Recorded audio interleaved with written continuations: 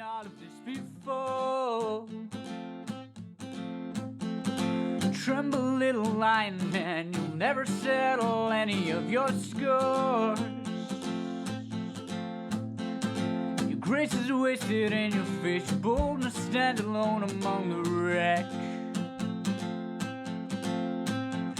So learn from your mother or spend your days biting your own neck.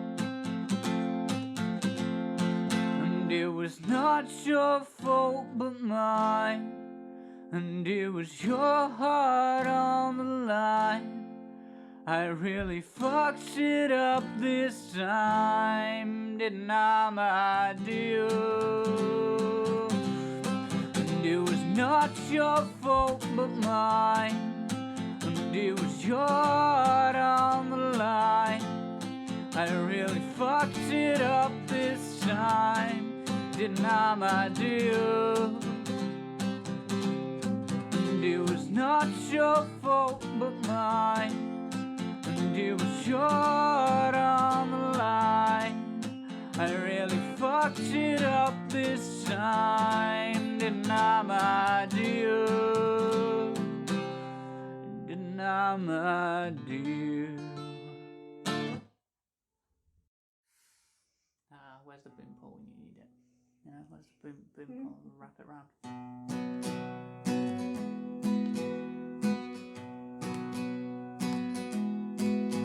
Feel your head resting heavy on your single bed. I wanna hear all about it, get it all off your chest. I feel the tears and you're not alone. Well, I hold you, well, I won't let go. Why should we care for what they're selling us anyway? We're so younger, and you know.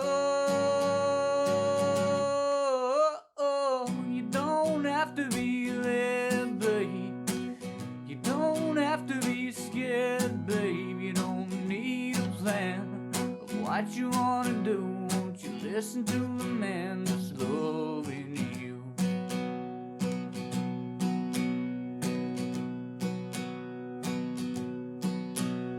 The world keeps spinning and you can't jump off, but I will catch you if you fall. I can't tell you enough. I hate to hear that you're feeling low. I hate to hear that you won't come home. Oh, why should we care for what they're selling us anyway? We're so younger, and you know you don't have to be there, babe. You don't have to be scared, babe. You don't need a plan. What you wanna do? Won't you listen to the man that's loving you? Easy, easy, and a 1, 2, 3. Easy breezy, won't you come with me? Easy, easy, and a 1, 2, 3, 4, 5, 6, 7, 8, 9, 9, 9, 9. Why should we care for what they're selling us anyway? We're so younger, and you know. Although we might have to rush because we're both going to die, so I mean. You know. Thanks for walking all over the opening. Hey, Hey, everyone. You got Kevin on top of Cog there, which, you know, there's a sandwich. Well, there's a fanfic in that. Yeah, /fic. Fanfic. Yeah. Hey, everyone. Welcome to the Happy Hour. I am Kristi. You already heard my co-host, Kevin. Say hello to the people, Kevin. Please. I'm dead. I can't. I'm dead. Not everyone is dead. Not yet. In the I am apocalypse. Dead, though. Right. So why are we doing this show? I was feeling a bit peckish for brains earlier, which that's not usual, is it? Cravings. Yeah. Pregnancy cravings. Silliness. Zombie pregnancy. I mean, we shouldn't really be doing those jokes because lots of people have died. Yeah, probably. So let's move along. That's the ultimate curveball. There's no way of dealing with that topic. No. So we're trying to actually get away from coronavirus. I mean, not just physically, which we're all doing. Hopefully you're doing by social distancing. but also as a topic. So we're going to pretend. Well, yeah, but we're going to do it's a little bit up front, and then we're going to get into some internet silliness, which is sort of based around it, but not really anyway. Can I just say that we're going to go back to the halcyon days when our biggest problems were Trump and Brexit? Yeah. Imagine those days. Mm-hmm. Who thought we'd look back with pride on 2016? Not pride, you know what I mean, like longing. Anyway, talking about social distancing and all that. Here in Britain, it's Mother's Day today. Mm-hmm. So I got my mother a card and a gift, but obviously she's old. Yeah. So, and is another person. So I can't really interact with her at the moment physically. So I had to go around to her house and just post it through the letterbox and leave. The gift card to Pornhub?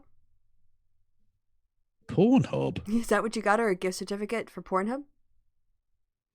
What the what? The fuck are you talking about? For Mother's Day. No. Well, is that a thing? Can you even get that? Yeah, they had a Christmas ad where like a nephew got his uncle like a Pornhub gift card. But that's an uncle. That's not a mother. That would be fucking creepy as shit. Okay, I mean, it'd be weird with an uncle, but at least like you could say, "Oh, it's kind of lads being lads." You know, if she's stuck indoors, you know. Anyway. Well, yeah, but just use the free stuff. What's wrong with you? Fuck's sake. No. Okay. I got her. She likes, frankly, shit literature. So I got her one of those books, and a puzzle book as well. She likes to do puzzles. She does, like girly love story. Bodice wank. rippers. I think they call them bodice rippers. Where the woman is on the cover and her bodice is like showing her cleavage and there's some chiseled chest. No, not mocky books. No, like kind of silly love stories and stuff. Not 50 Shades of Grey. More like. All right. Well, what were some of the titles? Oh, I can't even remember. They're called things like Summertime Love and the one that got away, and just shit. Just awful nonsense. But there's never any tits on the front. I would never buy my mother a book with tits on the front, or a Pornhub subscription, or whatever the fuck you're talking about. I don't. Yeah, bodice ripper books. We're gonna look these up. Is it genre? Yeah. Yeah, sexually explicit. No, I don't buy those. No, they're not sexually explicit. It says there the description. Like it's like this. No, Kristi, go back to the description. This is a bodice ripper. Yeah, and I don't buy that shit. Right, go back to the front. Go back to the page you were just on a second ago. It has a description of the thing. There, look, a sexually explicit romantic film novel or in a historic setting. No, that's not at all what I'm talking about. Well, how do you read them? How do you know they're not sexually explicit? Well, unless they've got very, very deceptive blurbs. Yeah, they're not. His towel falls and she sees his manhood. Girl falls in love with a boy. Boy falls in love with a girl. They get married and then they split up. And it's a rom fantasy com thing. It's nothing really sexual about it. They're dreadful. I did read one of them. They were fucking. Oh my god! It made me think. You know what we need? Worldwide pandemic. Wipe the entire species out. We've created such shit. Yeah. Well, don't be careful what you wish for. Yeah, it's on me, really. It's all my fault. I blame you. We're going to call it anyway. So I got that, and I got the Cavoronis virus. Yeah, we last time with COVID-19. Yes. Yeah. Or COVID. So I got that, and I got her a puzzle book. She does like puzzles and things. Oh, not like a physical like jigsaw puzzle, but like Sudoku. No, like a crosswords and things, a compendium type thing. Because she does those. That's a thing she does. Might sound like a shit gift, but it's one she will use. That's Yeah. Anyway, so I did that, but I got around, and I had to just post it through, and we said hello from the other side of the door, and then I left. And it was like, oh, it's a bit. But I didn't transmit a deadly disease to her, so that's the important thing. You're welcome, Mum. You're definitely not watching because you can't turn on a computer, but yeah, good stuff. Yeah. So I'm sorry that was sort of a bittersweet. No, it's fine. Look, it was a bit weird, but I was just telling you as just a chronicling of the strangeness. Okay. Like, because I had to drive over there. I was driving around a bit, and the streets were fucking quiet, very, very quiet. And the few people I did see, a couple of them had the actual masks on. And I was like, oh my god, this does feel a bit 28 days later. If I'm honest, feels very, very strange. Yeah, because you had some cases in Birmingham. I heard Birmingham. Yeah, well, yeah. I mean, it was going to happen eventually. It came to us late, but it was going to happen. So that's all very unfortunate. Yeah. But I mean, some idiots have been going on holiday. What? Like within the UK, there's a place called Skegness, which I've been to once, and it was shit when I went, and apparently it isn't any better now. But it's a seaside resort town, right? In with an awful name. It's got a terrible name. With an awful name, yes. Skegness. Not far from Boston, after which Boston, Massachusetts is named. Much better name. I'm glad they didn't call Boston Skegness. It just sounds like a baddie in a Dark Crystal. It is a bit. It is a bit, or possibly a little bit of a kind of not Harry Potter, Lord of the Rings. Yes. Lord Skegness of Agron. Yes, it does. Yeah. Anyway, so Skegness, like a holiday resort, seaside town place, doing a roaring trade because people are fucking idiots. They're off work because all the workplaces have shut down, and so instead of doing the thing they're supposed to do whilst not on work, which is stay home, they've gone on holiday, and thousands will die. Oh my god, your fucking country. And it's even worse because Boris Johnson's already getting the excuses in.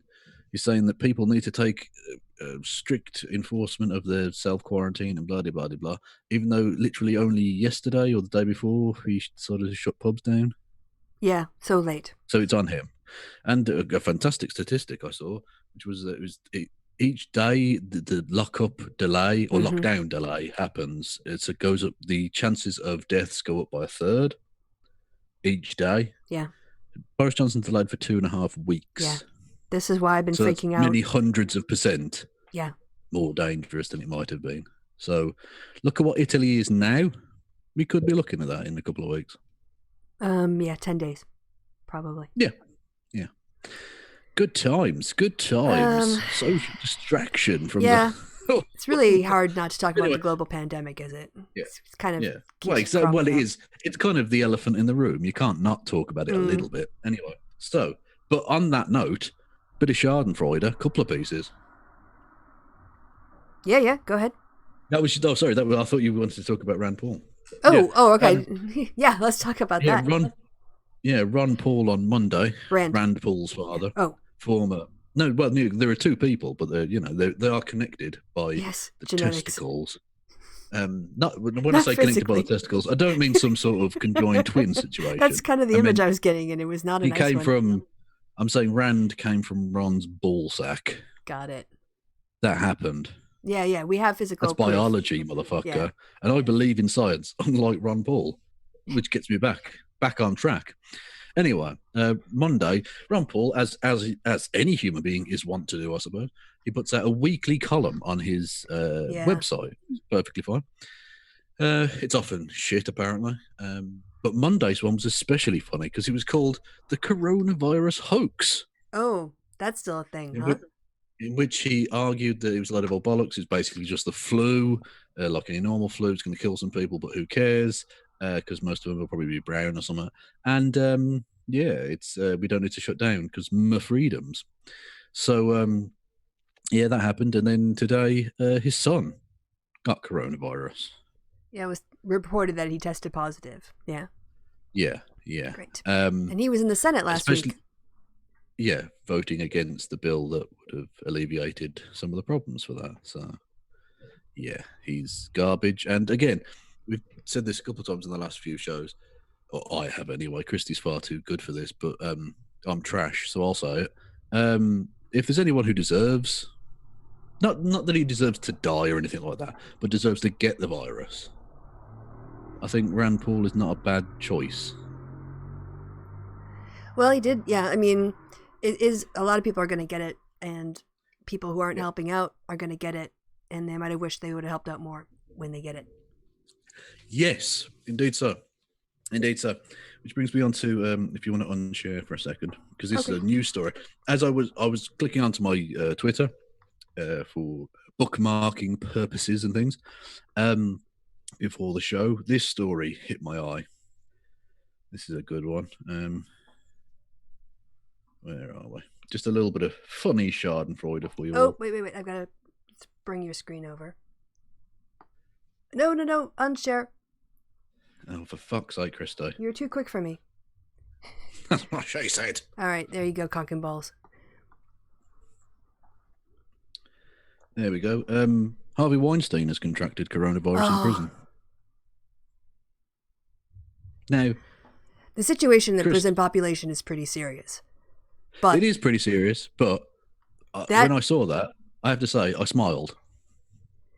I read a story that people who are suffering from high blood pressure, obesity, and type 2 diabetes are some of the most at-risk people. Yeah. But he's also a rapist, so that was funny. I'll be honest, I found that funny. And your computer's warning you again. Yeah, I know, it's fucking ridiculous. Anyway, to transition, sort of, to conspiracy theory nonsense, to Ron Paul, whatever. Count Dankula, our old friend, former UKIP candidate for the European Parliament. Unsuccessful candidate. Unsuccessful is too weak a word to describe how poor his campaign was. It was ironically almost Tulsi Gabbard-esque in its nonsense. He says, I'm just going to read it out for you. And by the way, what he's saying here, probably a lot of old shit, and he's an idiot, so don't listen to him. Anyway, quote, I'm just going to say it. COVID is very serious. It didn't specify which of the COVIDs. Yeah. All of them, I assume. All coronaviruses, yeah. This is just one. I'm going to say it. I'm going to say it because he's such a rebel. Yeah. You understand? Anyway, an unspecified COVID is very serious, but we had outbreaks, SARS, etc., with similar symptoms and death rates, which is untrue. And world leaders have never resorted to shutting down the world and the economy. I think there's something about this virus that we are not being told. No, it's that you're not understanding how contagious it is. Yeah, that's the problem. The symptoms are really neither here nor there in one way.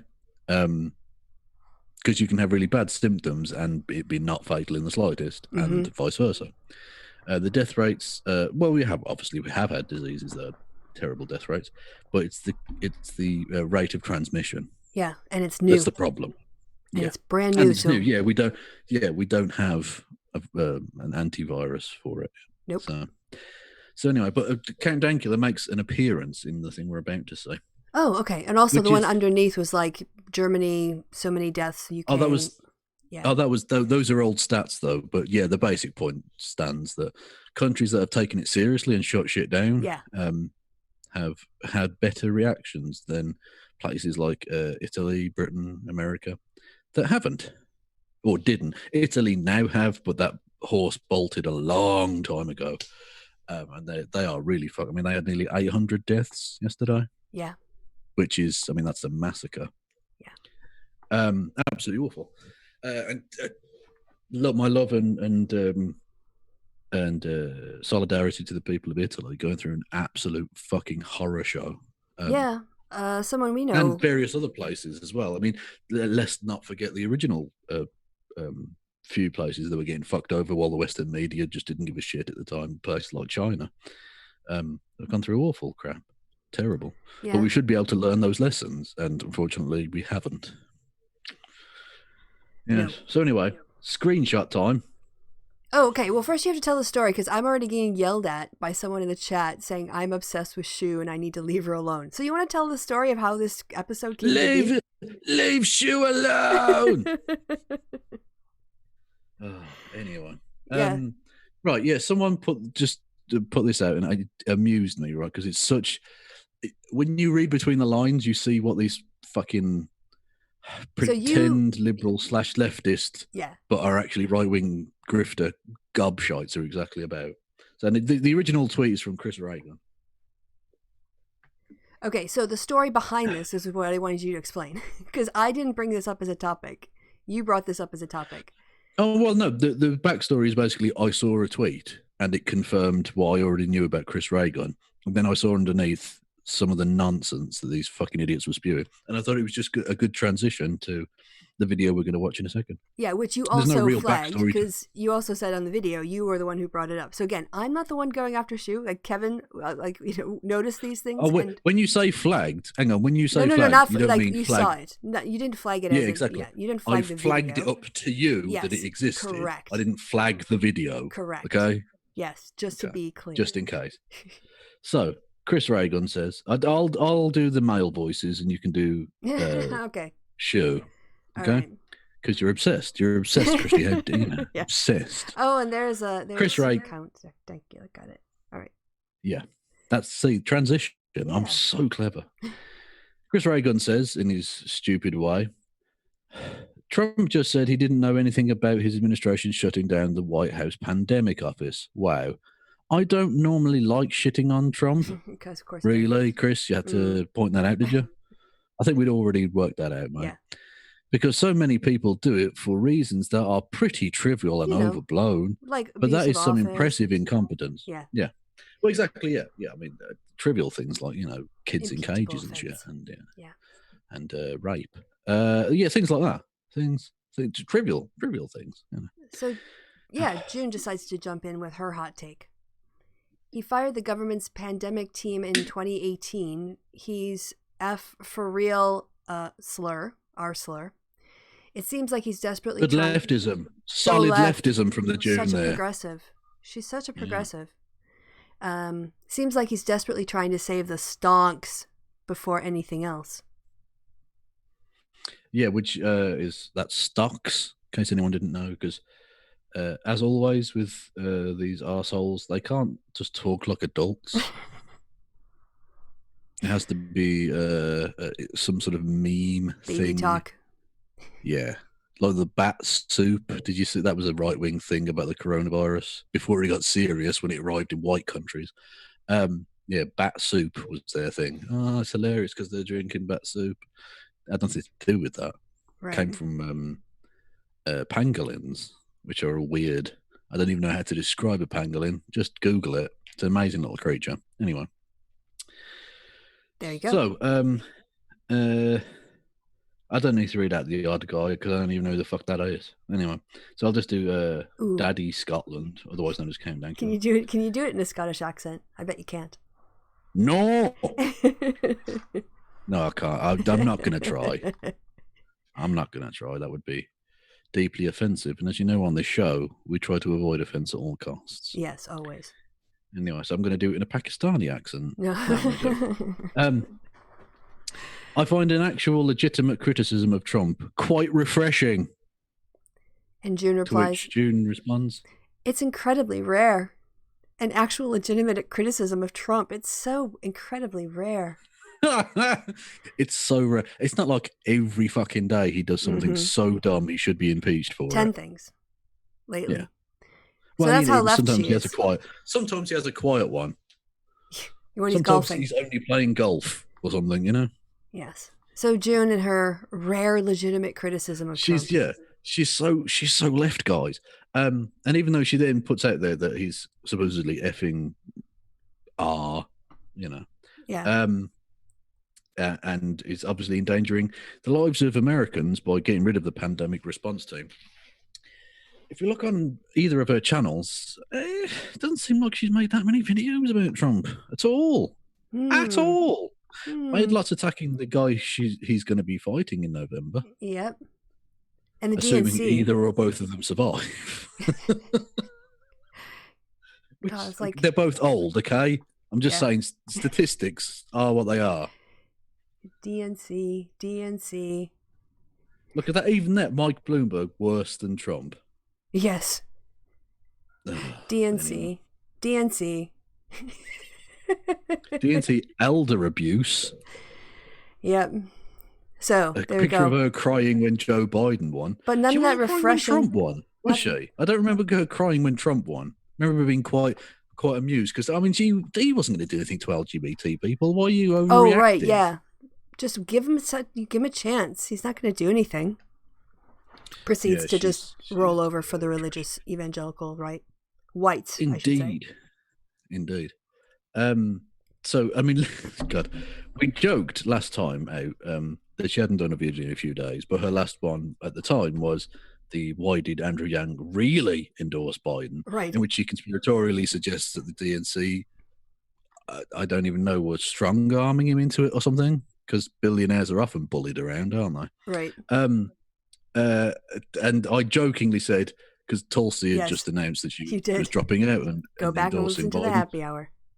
And I literally said, I wonder what conspiracy theory she's going to drag up to explain why her hero Tulsi. Imagine having a hero Tulsi Gabbard. Yeah. Oh God, makes my skin crawl. Fox anyway, News, darling. Yeah, what excuse? What conspiracy theory was she going to come up with? Thinking she won't. You can't repeat the dose 2 videos in a row. She fucking did. Yep. So. I know it says here that I've watched it, but actually I haven't. So I'm going to be live reacting. I think it was because I was setting it up and I might have left it running. Yeah, you had it. You played like the first 2 seconds of it when I first got into the call. Yeah. But I have seen this and it's dumb. Okay. Oh, that's a lot. I didn't want to make it that big. That's what she said. Well, you shouldn't have teased it then. Yeah. Can I do theater mode, not full screen? Okay, that's better. You want a semi, don't you? Yeah, yes. I just want to play around with it for a bit. I don't want to commit at this point. Exactly. Still deciding. All right. Those are penis jokes. Those are, yeah. That's what we're doing there. Okay, it sounded kind of quiet, so I'm going to turn up the volume on the whole thing. Yeah, please do, because we need to hear the nonsense, yeah. Okay. So you're going to be a little bit louder too, so you might have to back off and be gentle. Okay. Well, with a semi, being gentle isn't going to work. You're not going to feel it. Jesus. All right, here we go.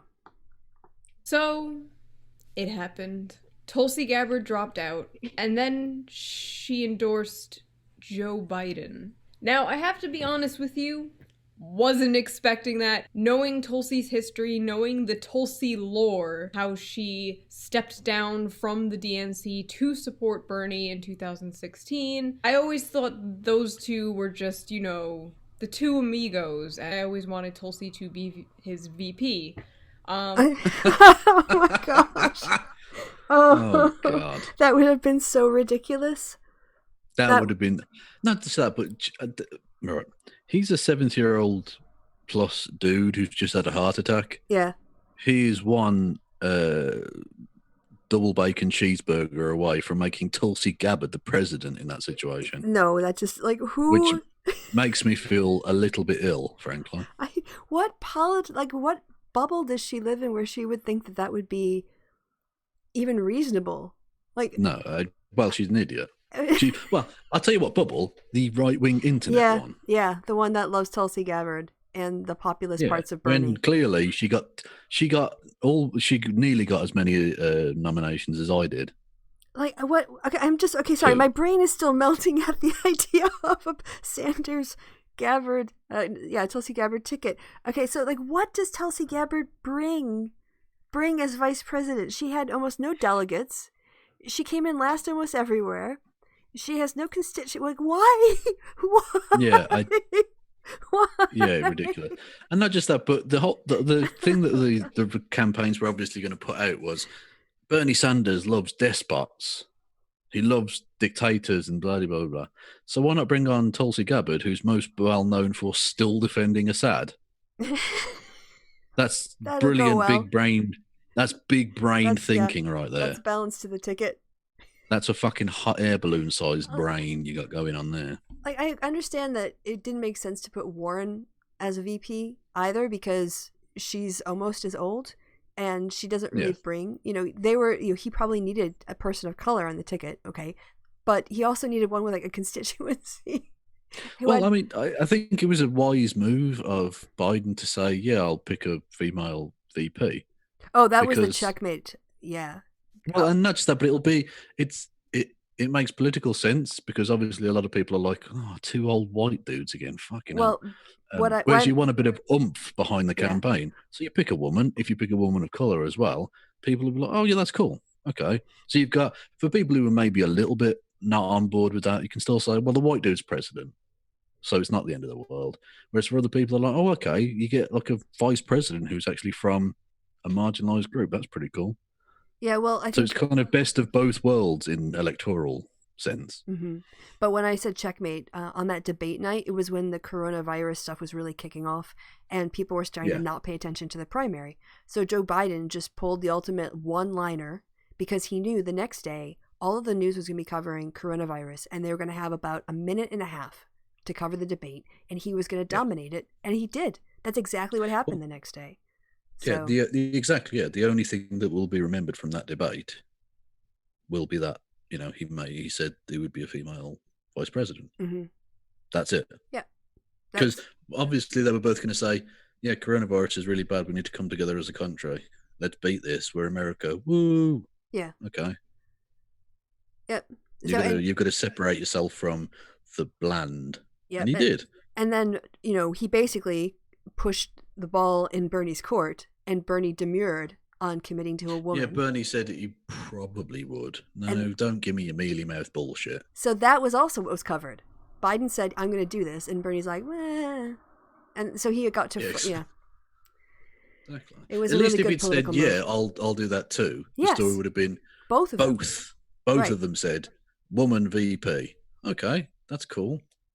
You haven't no one really gains much, but no one loses anything. Exactly. They both get Whereas the coverage. Biden gained a lot in a situation where he just had to not lose a lot. Mm-hmm. So, yeah, it's over. And then Bernie looked soft on women's representation.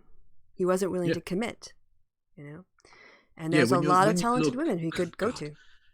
Yeah, when you look soft on representation to the guy who was against like busing and stuff, that's not a good look. That was supposed to be like Bernie's trump card, was like he was the progressive one. Mm-hmm. And he looks like a bit of a twat. Yeah. Frankly, I mean, if he'd said it will definitely be a person of colour or something, that might have been like, ooh, wow, that's interesting. That's a difference between the two of them. But the idea is, well, I might just choose another white guy. Yeah. Oh, fuck's sake. What's the point then? Yeah.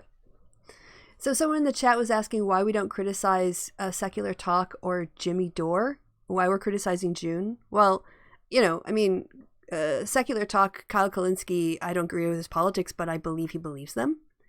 And June is pretending to, I mean, and also, I didn't bring this up. Kevin brought this up.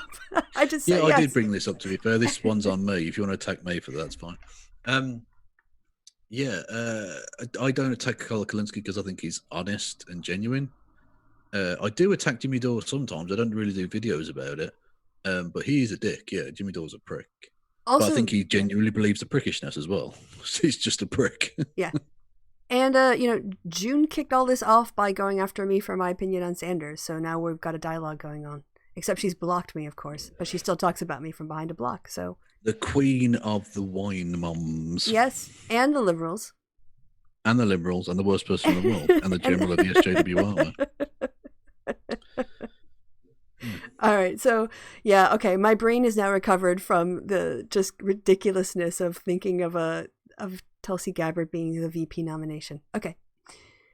They were probably the closest policy-wise, especially when it comes to foreign policy, especially when it comes to Tulsi's number one issue. Her and Bernie are like basically the same, like 90% the same on foreign policy. I don't know about 90%, but there's some significant differences. Again, going back to she supports fucking Assad, you know. She also seems rather soft on Modi and his racism in India, which I don't think Bernie would be on board with. Yeah, again, in June's even so world. What exactly? When she knows who the nomination's going to be, yeah, why would she bother? Like, she's a twat, but I don't think she's stupid. If you were doing you're betting on a baseball game, you're betting after it started, and you were in the 9th inning, and one team was up by like 15 runs. Would you still bet on the losing team? You can pull it back. You got a solid bullpen. You can get through the 9th. Not a problem. We're putting this into extra innings at least. Yeah, exactly. Yeah. Why would Cover the spread? Cover the spread, definitely. Yeah. Yeah, but no, you just don't. Why would you lose all your political capital? You have nothing to gain by endorsing the person who's thinking about dropping out. Yeah. So, all right. Yeah, well, not just that, but thinking of dropping, he's going to have to drop out. Yes, he is. Because realistically, he's got no way forward, really, has he? He's already stopped. He put out some sort of email about without a fundraising link. He stopped advertising on some social media platforms. So, and also there was a really, really good piece in the New York Times that I read today about his campaign. And ultimately, what it came down to is, in some ways, he was just kind of too stubborn to change. Mm. You know, that whole consistency thing we talked about. It's a strength, but it can also be an Achilles heel. And well, like anything, any possible strength can be used against you. Mm-hmm. Anything. It's one of the great military things, I suppose, because you become over-reliant on it.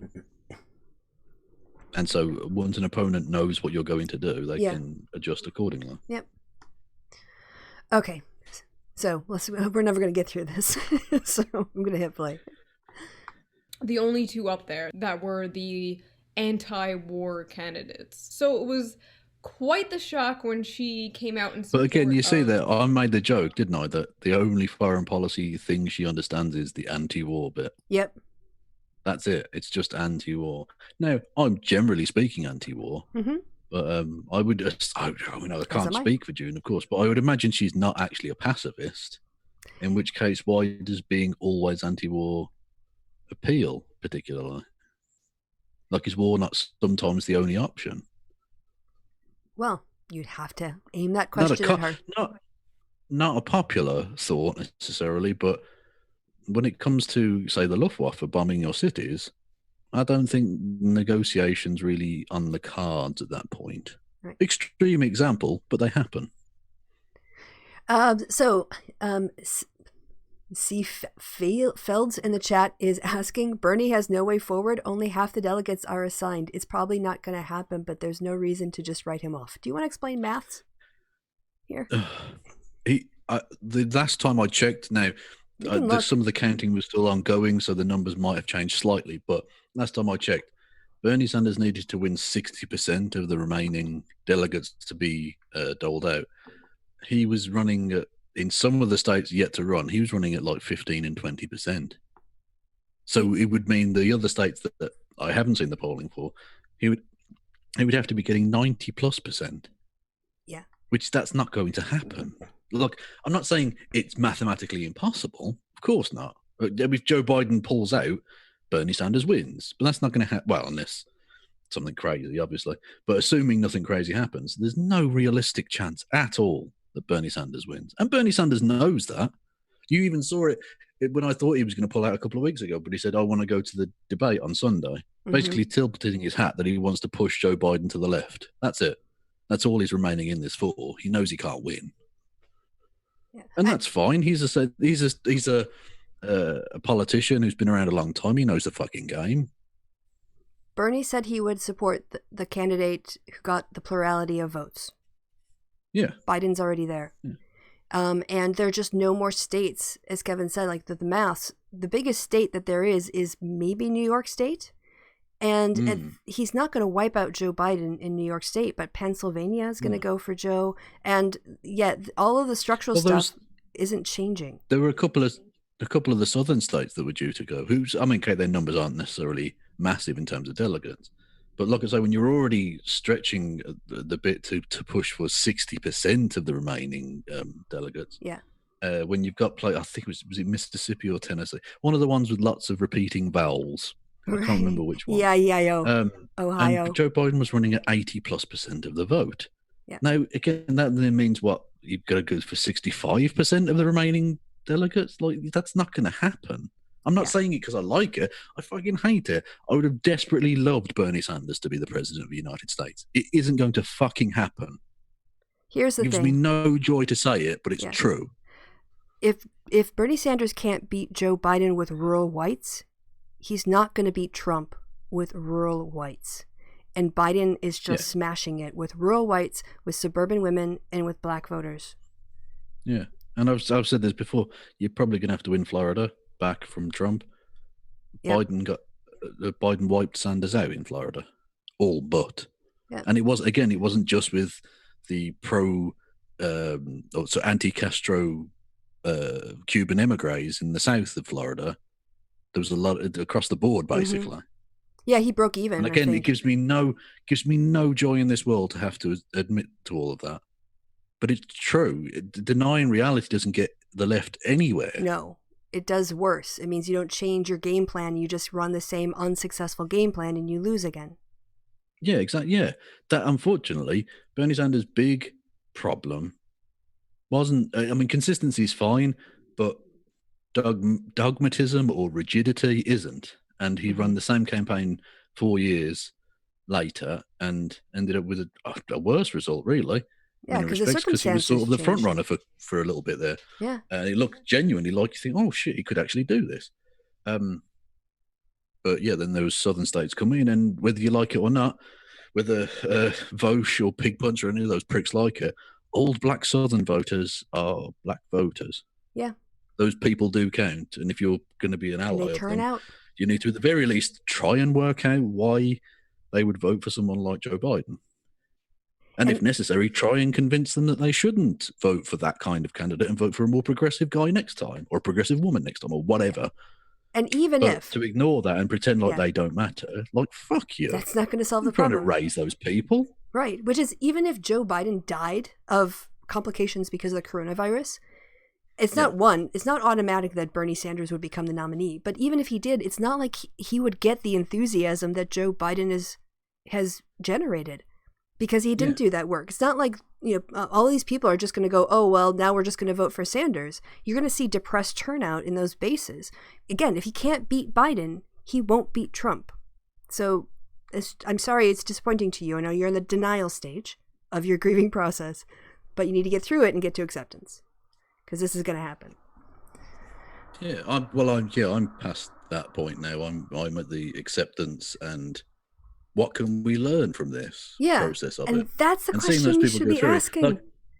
Yeah, exactly. Always. Whenever something happens that you don't like, it's always an opportunity to learn something. And I know that sounds like some fucking bullshit motivational poster nonsense, but it's actually true. Whenever something fucked up happens, learn from it. Make sure it doesn't happen again. Because you can't change what's already gone. You can only change what's to come. If I could relate a little personal tale. Please do, Kristi. Please do. If you remember, back when we could travel, back before Corona, I did the field work on the British general election, and I also I was crashing on the couch of a mutual friend of ours, Cog, who was out there and really supporting Labour, doing his bit, doing activism, like knocking on doors, not just keyboard warrior. Out in the community, talking to people, connecting, organizing, getting students ferried around, being an activist. And Labour lost, and he was crushed. It's really and because the Tory blowout was also much bigger than people, they were kind of maybe hoping to hold them, to make it difficult for some votes.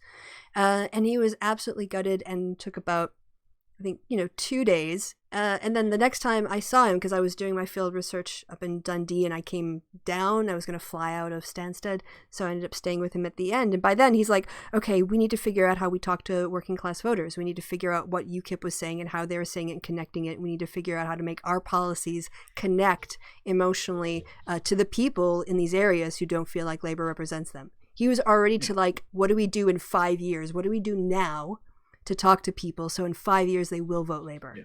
That's what you need to be doing.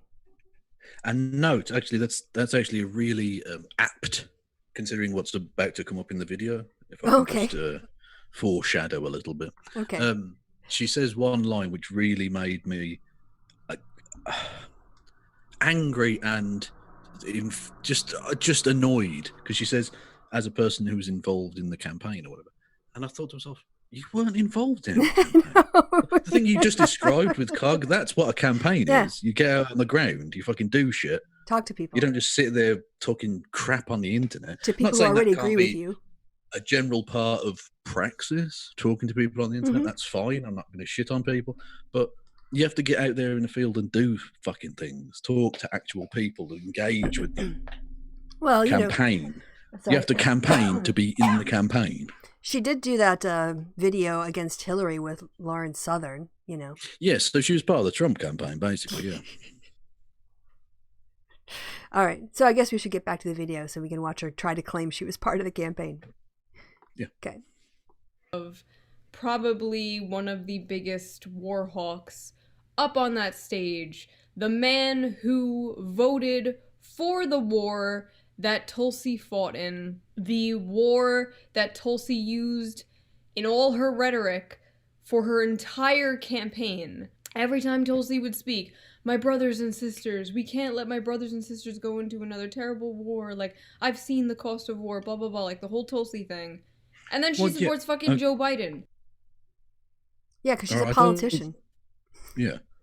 Well, exactly, yeah. And not just that, but like, I don't want to shit on people. And yeah, following orders isn't the standard post Nuremberg and all the rest of it. But when you join the military, you might be sent into a war that's fucked up. You can't then say, oh, this is, you can't then use that as a stick to necessarily beat anyone. You can point it out, but when you sign up for the military, you're not really in control of that situation anymore. You're a part of this massive machine. Mm-hmm. It's not nice. I'm not defending it. I don't fucking like the US military and what it does around the world. I'm not going to defend it.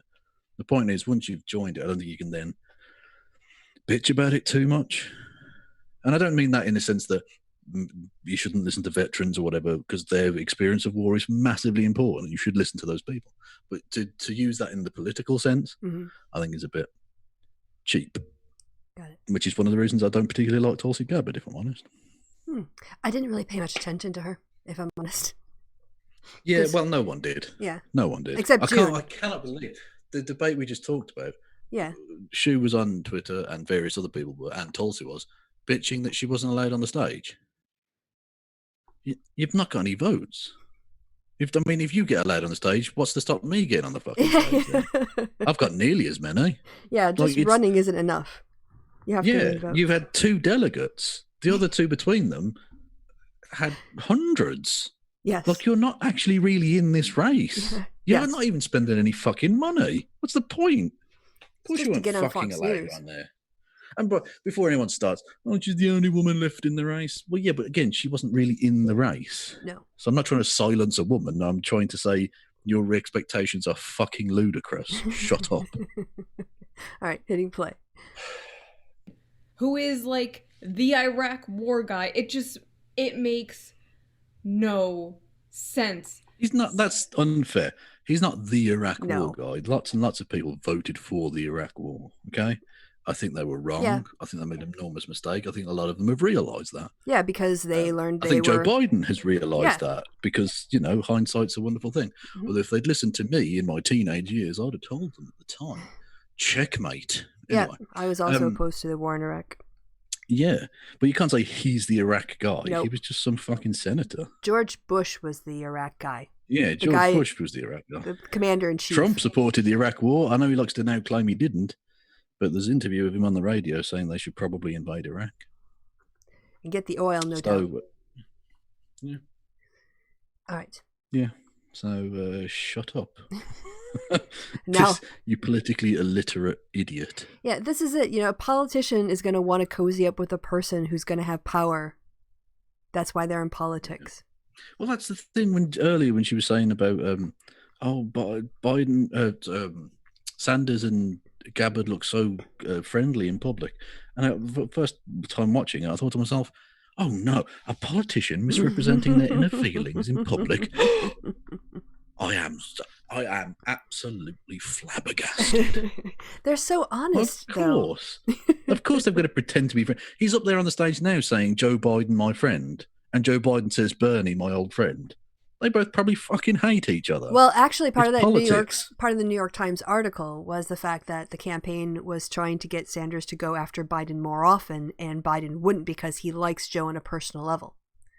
That was also the complaint on the debate night. There were a bunch of people who were like, "Oh, Bernie's gonna trash Joe on the stage and expose him," and then they're like, "Why isn't he ripping into him?"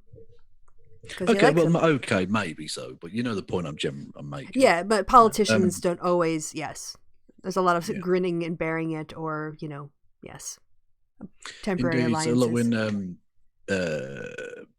John McCain and George Bush, who fucking despised one another, George Bush the younger, George W. Bush, despised one another because of the campaign they'd had in. For the presidency, the 99, primary. for the primaries, if I remember, when I was a wee child of about 13 at the time. Then when obviously McCain fought Obama the first time, the then sitting, or be it very much lame duck President Bush, had to pretend to endorse him. And he was really mealy-mouthed, but he had to go out there and be like, I think you should vote for John McCain for president. And then they had to a really awkward handshake on stage. But they had to pretend, right? Yeah. Because that's what politics is. Yep. Fucking hell. The idea that it's so strange. The confirmation bias amongst the right is amazing. I saw, Paul Joseph Watson's video on the coronavirus. Absolutely. Why? I don't know. And he's going about in Russia, they haven't shut down their bars and they've got no cases whatsoever. And you believe the Russian media? Yeah. Honest to fucking God, you absolute lunatic. What are you talking about? His sources he put up on the screen, he didn't put them in the fucking description box. Sources he put on the screen were articles he had written. You're quoting yourself. What the fuck is wrong with you? Unless you work for a Russian news service, that doesn't work. Well, basically he does. It's called, whatever. I can't remember what his fucking website's called. It's basically mini InfoWars thing he's got going on. Yeah. Trying to help, sort of stay away from Alex until his DUI hearing. Yeah. But like a rat sinking deserting a sinking ship. Yeah, the other thing too that I see as a disconnect between people who weren't or haven't been a member of a party. Do you kind of identify as a Labour Party member? Me? Yeah. I'm not a member of the party, but generally speaking, I'm a supporter. I suppose. I mean, outside of occasionally, like with the last of the European elections, I voted for the Green Party. Yeah, because their position was ridiculously untenable. So I just thought, well, I can't. But in a general election, I'm in a Tory Labour marginal, so it's no choice. Right. So you are used to seeing like leadership contests within the Labour Party, and you might not even get the candidate that you want to win, but you eventually kind of rally behind the party's leader because that's what parties do.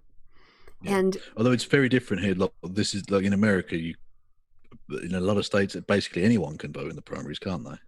Well, in some states it's open, some states it's closed. Yeah, but in Britain, you have to be a member of the party to vote for the leadership person. But you still have a horse in the race usually, like right? Like someone you lean toward. Yeah, when Theresa May became Prime Minister, it was the Tory party membership that chose her basically because they were incumbent, and so the next Tory leader became automatically the next Prime Minister. And so they worked out it was something ridiculous like 0.16% of the population voted for her to become Prime Minister. Right, but which is ludicrous. That's not democracy. Right, but my point was more that when you rally behind someone that you might have had opposition with a couple of weeks back. Oh yeah. For the greater part of the party, and I think. Well, and that's probably going to happen this time with Keir Starmer, who I'm not a massive fan of, but looks like he's going to win. Yeah. So you'll stand for him in general Labour policies because Labour is preferable to the Tories. So you want Labour exactly. Right. And people who are like, oh, burn down the DNC because they don't have that sense of coming together and unifying. The whole it's because they're not grown-ups. Anyone who says some dumb shit like you need to burn it all down. But what happens in that situation? You then get absolutely unchecked, rampant conservatism. Yep. Which, even if you would have to be some sort of crazy accelerationist prick to want anything like that if you're a leftist. That's really burning it all down. The consequences of your plan either you haven't thought through, or you're an evil bastard who has thought it through and gone, I don't care if the poor suffer. Which is kind of what Johnson did with the whole coronavirus thing. Oh, we'll do herd immunity. Yeah. We'll thin out the herd a bit. Yeah. Okay, anyway, trying to get back to silliness rather than that. All right, hitting play. Make it make sense. Just like last week, Joe Biden was in an interview and he straight up was like, oh yeah, I didn't believe they had weapons of mass destruction. Yet he voted for and was like super vocally in support. Just casually announcing you're a war criminal. No big deal. People compare to like, Or he was essentially lying because he now wants to retroactively pretend like he was wise all along. Because again, he's running for high office. Again, not saying it's cool, not saying it's like the best thing ever, but I guarantee you all politicians have done it. Yeah, I mean, Bernie Sanders has changed his position on things that he did 15 years ago, on the NRA in particular, right? So politicians evolve. Biden, give him his due in that debate. It's sort of silly, you know, because some of it wasn't really related, but that's what politicians do. It was constantly pointing out that Bernie Sanders had voted against the Brady Amendment on gun rights. That was, basically allowing, disallowing suing to they're suing gun companies. Which, I mean, Bernie Sanders was very, very pro-gun at one point. And that's going to that can and should be held against you, because whatever you voted for or against can and should. You're a public servant.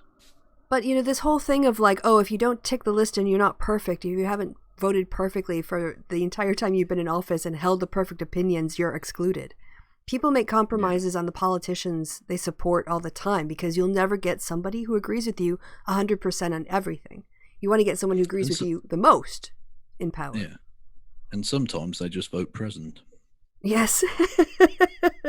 So brave. So brave. See, she was so principled, so very principled. All right, I'm gonna hit. She would have made an excellent vice president. Oh well, Bernie's gonna drop out and endorse Biden, but yeah, when Bernie drops out and endorses Biden, it's because Biden's gonna be the only one left. There's a. It's okay when Bernie does it because of reasons. So wait, if Gabby hadn't dropped out, then Bernie would have been forced. She would have been mad at him for not endorsing Tulsi Gabbard. Is that? That would have been. Imagine that if he'd dropped out and Tulsi with 2 fucking delegates, and he goes, "I'm supporting Tulsi Gabbard for president." Okay, fair enough. I mean, technically he's within his rights, but. I mean, yeah. Go ahead. It's not. I can only reiterate the point. This is not grown-up politics. This is the political analysis of a 12-year-old. And also, she kind of forgot that Elizabeth Warren hasn't endorsed anybody either up until this point. Yeah, so, exactly. You don't have to do anything. Yeah, it's not. You're not legally bound. Look, she brings up a thing in a minute where it says they make them sign a thing saying they'll support the nominee. That's not legally binding. No. That really isn't legally binding. No, not at all. It's just a good faith pledge. Yeah, exactly. Yeah, it's not going to take them to court. Buying into the process. It's not. Imagine taking. Yeah, imagine the DNC taking Bernie to court. And the judge just goes, "You know, we've got a free speech thing, right? Get the fuck out of my court." Yeah. Okay. Hitting play. Huge difference. Tulsi actually had a choice. But did she? It's conspiracy time again. So as you all know, this is what she does instead of content. It makes it fine. You're not a tall Alex Jones as long as you do a silly song. Yeah. Oh, it's then fine. She's just a Pony-Gelfling. Yeah, exactly. She's just a small, cute little puppy dog. Oh, it's fine. She's not looking at any exit polling. She's not looking to see where Bernie did well. Kristi, don't bring your silly numbers into it. Why do that? Facts and figures. Why do that when you can be completely irrational? That's exactly. That's an Kristi, irresponsible thing to what do. your problem is, you allow reality to get in the way. Oh, right. Of my conspiracy theories. That's my problem. Yeah. Me and my adherence to data. Exactly. Yeah. They're putting chemicals in the water that have turned Tulsi Gabbard neolib. All right, I'm hitting play. By the way, I think I can hear that you're not wearing your headphones, but it's okay tonight. Oh, motherfucker. I did hear my echo earlier. You always have them. These are the shit ones. Apologies. I need to go into the next room. I'll be back in just 1 second. All right. So let's see. Bernie took the DNC to court. Oops. Sorry, everyone. I didn't mean to cough all over you. Happily, you can't get anything from me doing that. Took the DNC to court and said they had no obligation to give people a fair election. It's not an election. You're choosing delegates for a party. So a party is a private entity. It's like, how to say, it's like the Boy Scouts or something. So how we do our internal organization, how we organize our delegates, that's how we do it. It's up to the party to decide. The party could decide to pick names out of a hat. It's up to the party. So the court would be right. And the other thing is that Bernie helped write the rules for this time's election. So he's actually had more opportunity to influence how the DNC structured their delegate process than anyone else who ran this time. So he had a massive advantage in that no other candidate had. So it had to be fair, because if it wasn't fair, it was Bernie's people's fault. So penis. Hey, you're back. I am back. All right. There's some really salty tears being cried in the chat tonight.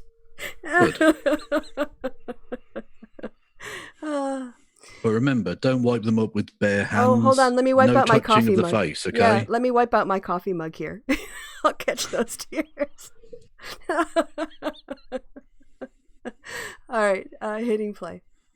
So, you've been on this channel. I bring this up every fucking video because it's a really, really important document. The letter the DNC sent to Tulsi in 2016, pause to read. She's got a letter from 2016. Great. That's her smoking gun. Did you even read? Did you pause it and read it? No, I've read it before. She's pointed this out before, and it was basically a letter from the DNC saying, "Can you get behind Hillary, please? Like, you're a fucking politician. Act like one." Oh, okay. Yeah. It's the basic gist. Where she turns it into, "They've already decided Hillary Clinton." Well, no, the people of America decided Hillary Clinton. Yeah, I mean, it was mathematically impossible, and Sanders kept running even after that was the case in 2016. Okay. Read it. Hillary Clinton was not the official nominee. Also, who is Daryl Strum? I don't know who that is. No idea. It was a pitcher for the New York Mets back in the 1980s. Oh, okay. That's fair enough. All right. Yet in this letter, they're like, Hillary Clinton is our party's nominee. So obviously, they choose the nominee before the people choose the nominee. So this... Oh, for fuck's sake. Yeah, it was the DNC just voting under, they just changed masks in South Carolina. What they were doing thousands of... What they were basically doing was, before the actual convention, they wanted all the ducks in a row, because those things are really highly fucking, coordinated. Yeah, ducks are really hard to coordinate. You want to, yes, both metaphorically and literally, because ironically, human ducks are harder to corral sometimes, especially when they've got political biases and things. And so they wanted all of ducks in a row. So they wanted all the candidates that had lost, including Tulsi Gabbard and Bernie Sanders and whoever, to get behind Hillary. Which obviously she couldn't have been the actual nominee yet, because the conference hadn't fucking happened where that person gets selected. Yeah. Based on the delegates they've won in the fucking primaries and the caucuses and all the rest of it. This is basically leap year of 2016. That it's dated. Yeah. And so that's what they were trying to do there. They weren't saying, we've selected Hillary Clinton. They've said, it's obvious Hillary's going to be the nominee. Can you, as a Democratic Congress person? Yeah. Can you come out and endorse her, please? Yeah, and also... And again, June then mentions, because she didn't, that the Democratic Party didn't like her. What a fucking surprise. When you go against the people that got you into the position, because let's be honest, most people, whilst there is obviously a local incumbency bias, because you're used to that person, all the rest of it, by and large, people get elected first because they've got that coloured rosette or that letter next to their name. Because people vote for a party largely. Yeah. They know roughly, if you're on the left, you vote for this party, if you're on the right, blah, blah, blah. That's a huge, huge part of it. So don't pretend that you got there on your own back, because it isn't quite how it works. So you give a bit, you take a bit. Sometimes you have to endorse someone you don't particularly like, but that means maybe your fucking district gets a bit of extra cash, or you get a better platform to spread your fucking message, or whatever. That's politics. Yep. And that's why I say it's a political analysis of a 12-year-old, because they want everything, and anything they give back is seen as like a defeat, rather than it just being the to and fro of human existence. Yes. And the compromises that you have to do. So I've looked up this person on the internet, and it's having a really hard time. Yeah, he had a positive win percentage over the course of his career. Yeah. Yes. Basically, the only thing I did find was it's on a Reddit. This is from October 11th, 2016. Daryl is not officially employed by the DNC. He has been previously employed by the DNC and the Clinton Foundation, and currently does fundraising. So this isn't a DNC letter. I think this is just a guy who does fundraising for the DNC and for Clinton, who's saying, you have called both myself and Michael someone about helping your campaign raise money. We will no longer trust your judgment, so we will no longer be raising money for your campaign. So this isn't the DNC. These are just professional fundraisers. Yeah. And again, if you don't do the thing they want you to do, then they're not going to work for you. They don't have to. Nothing illegal. It's all perfectly free transaction of human labor. It's fine. They can choose to work for your campaign, but if you turn into a prick, they can choose to work on anyone else's campaign, because there's no one turning down professional fundraisers. They're rather important. Yeah. You definitely want a good fundraiser with lots of connections. As you saw from Michael Bloomberg's campaign when he was hoovering up the bastards at twice the cost. Because he's fucking rich and mental. Yeah.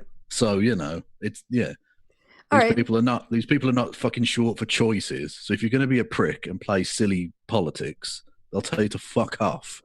Because again, these are grown-up adults working at the absolute cutting edge of the most powerful nation the world's ever seen. This is not, these people don't fuck around. But again, whether you like that system or not, that's what it is. Yeah. And the fact that she doesn't understand that, because she literally says, make it make sense. Yes. I can't. I'm sorry. You have to listen to me. Either the education system or basic fucking cranial biology have let you down. I'm sorry. You have to understand politics for this to make sense. And also, this is not a conspiracy. This is just a fundraiser telling a candidate, look, you're not going to back our nominee, then I can't back you. That's it. Yeah, exactly. Otherwise, it's a conspiracy that she's making this video against Joe Biden. Yes. Because Joe Biden doesn't support policies that she supports, therefore she doesn't want to support him. Okay. Yep. That's entirely your fucking choice. You're a free citizen. You can do that. Of course not. In the same way that this Daryl fucking, whatever his face was, can say, Tulsi Gabbard, if you don't behave like a sensible politician, I'm going to go and work for anyone else. Yeah. Also, look at this really conspiratorial subject line. Disappointed. Exactly. Daryl is not angry. He's just disappointed. He's just disappointed. That's like, who blackmails people with disappointment other than our mothers and our grandmothers? Well, either that or a really hammy mafia boss. Yes. He's like, I'm so disappointed with you. So I'm going to have to kneecap you. Yes. This hurts me more than you. Exactly. Yeah. This is look what you're making me do here. Yeah. This is terrible. This is not a blackmail letter. This is not the DNC forcing Tulsi to do anything. This is June not knowing politics. Well, this whole video is June not knowing politics. Yeah, the whole channel. It really is June not knowing politics. But I mean, I'm sure she's working on a real big breakdown of Trump being, a bad president. I'm sure that's going to happen any day now. I would give money to a charity. I would give €100 to a charity if June actually sat down with exit poll numbers from the Super Tuesdays and Super Tuesday Part 2 and Super Tuesday Part 3 and just looked at them and explained what she was seeing. Well, all I'm going to say is I wouldn't be putting that €100 aside. I don't think you'll need it. Probably won't need it. Probably won't. No. There you go. The Gelfling pony challenge right there. Yeah, but actually, I had to learn what Gelfling was because you put it in the title, and I was like, "What the fuck is that?" Oh, so is it called? I had to Google that. Should I explain what that is? You can if you want. Okay, well, in her video, when she calls Leslie Jones, or she says she looks like a gorilla, she then goes on to compare herself to a pony or a gelfling. God. So that was where the pony... But she's small and cute. She's so small. Yeah, but, that wasn't racist. Oh, wait, now it is. She just won't apologize for it. Yeah. She knows it's racist, but it's just cringe. If we just go back to the screenshot for just a brief second. Yeah. The screenshot. I'm getting it. There we go. Okay. Yeah. It's this typical thing with Chris Reagan says, I don't normally like shitting on Trump. Yeah, because that's your business. That's your whole fucking thing. Mm-hmm. Your fans wouldn't like it. And it's exactly the same with June. Yeah. They don't like shitting on Trump. Not because it's so passé or whatever, but because they don't generally disagree with a lot of what Trump does. And even if they do, they're happy to keep it quiet because it keeps the cash on Patreon rolling in. Yep. They're not going to actually... This is why she won't actually apologize for her racism. Because she doesn't want to alienate her audience. That's it. She doesn't do Trump stuff. Look, she can do pro-Bernie stuff because he's seen as anti-establishment. So the fact that he's left-wing is irrelevant to these people. Mm-hmm. Whereas if she did anti-Trump stuff, she'd be deep state, blah, blah, blah, blah. And actually, one of my favorite aspects of... I was about to say one of my favorite aspects of coronavirus. That's not what I mean.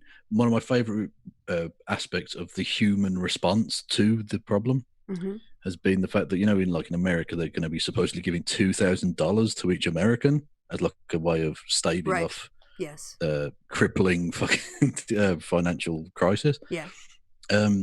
Which is basically the UBI thing that Andrew Yang was putting out there, right? And the very same people who were calling Andrew Yang a communist last week are now saying that's a brilliant idea from Donald Trump. That's not socialism at all. Yeah, but of course they're not going to do it permanently. They're just going to do it until they get... No, absolutely, yeah.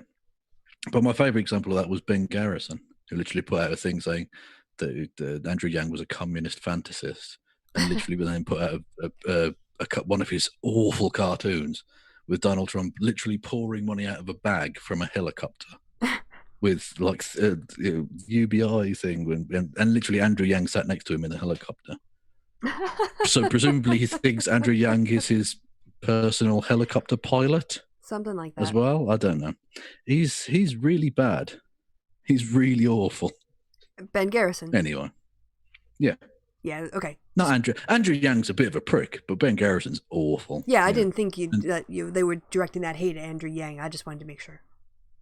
Yeah, that's fair enough. And not just that, but I mean, Ben Garrison, you'd think he'd have some semblance of backbone. When he was kicked out of the press the artists' free speech shit event because he was anti-Semitic garbage, you think at that point you'd go, I'm not sure Trump's on my side, really, is there?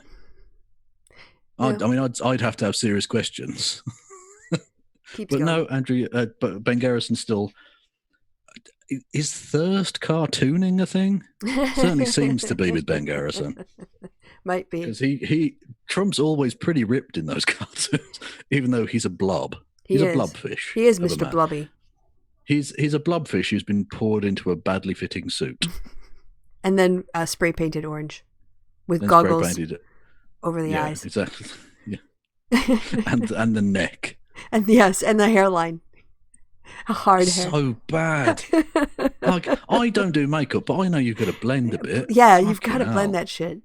Blend that out. Jesus. All the way to the hairline. Keep going. Imagine how bad they'd rip him if he went on the Drag Race. Oh, they would read him for filth. He would just be reduced to crying. I've not watched a lot of that, but even people, they look like they've got perfect, flawless makeup. Oh my gosh. They'll absolutely tear him to pieces. Oh, yeah. Whereas that motherfucker's got like I say, it looks like he's got a bowl of curry powder and just dunked his face in it and walked out the door. He's kind of when you have Indian kind of powders that you use like a wooden stick to stir it and they leave that sort of stain, like turmeric, I think. Yeah. I think that's it. Like, it just looks turmeric stained, but slightly oranger. Cumin. There you go. Like if cinnamon could stain your skin.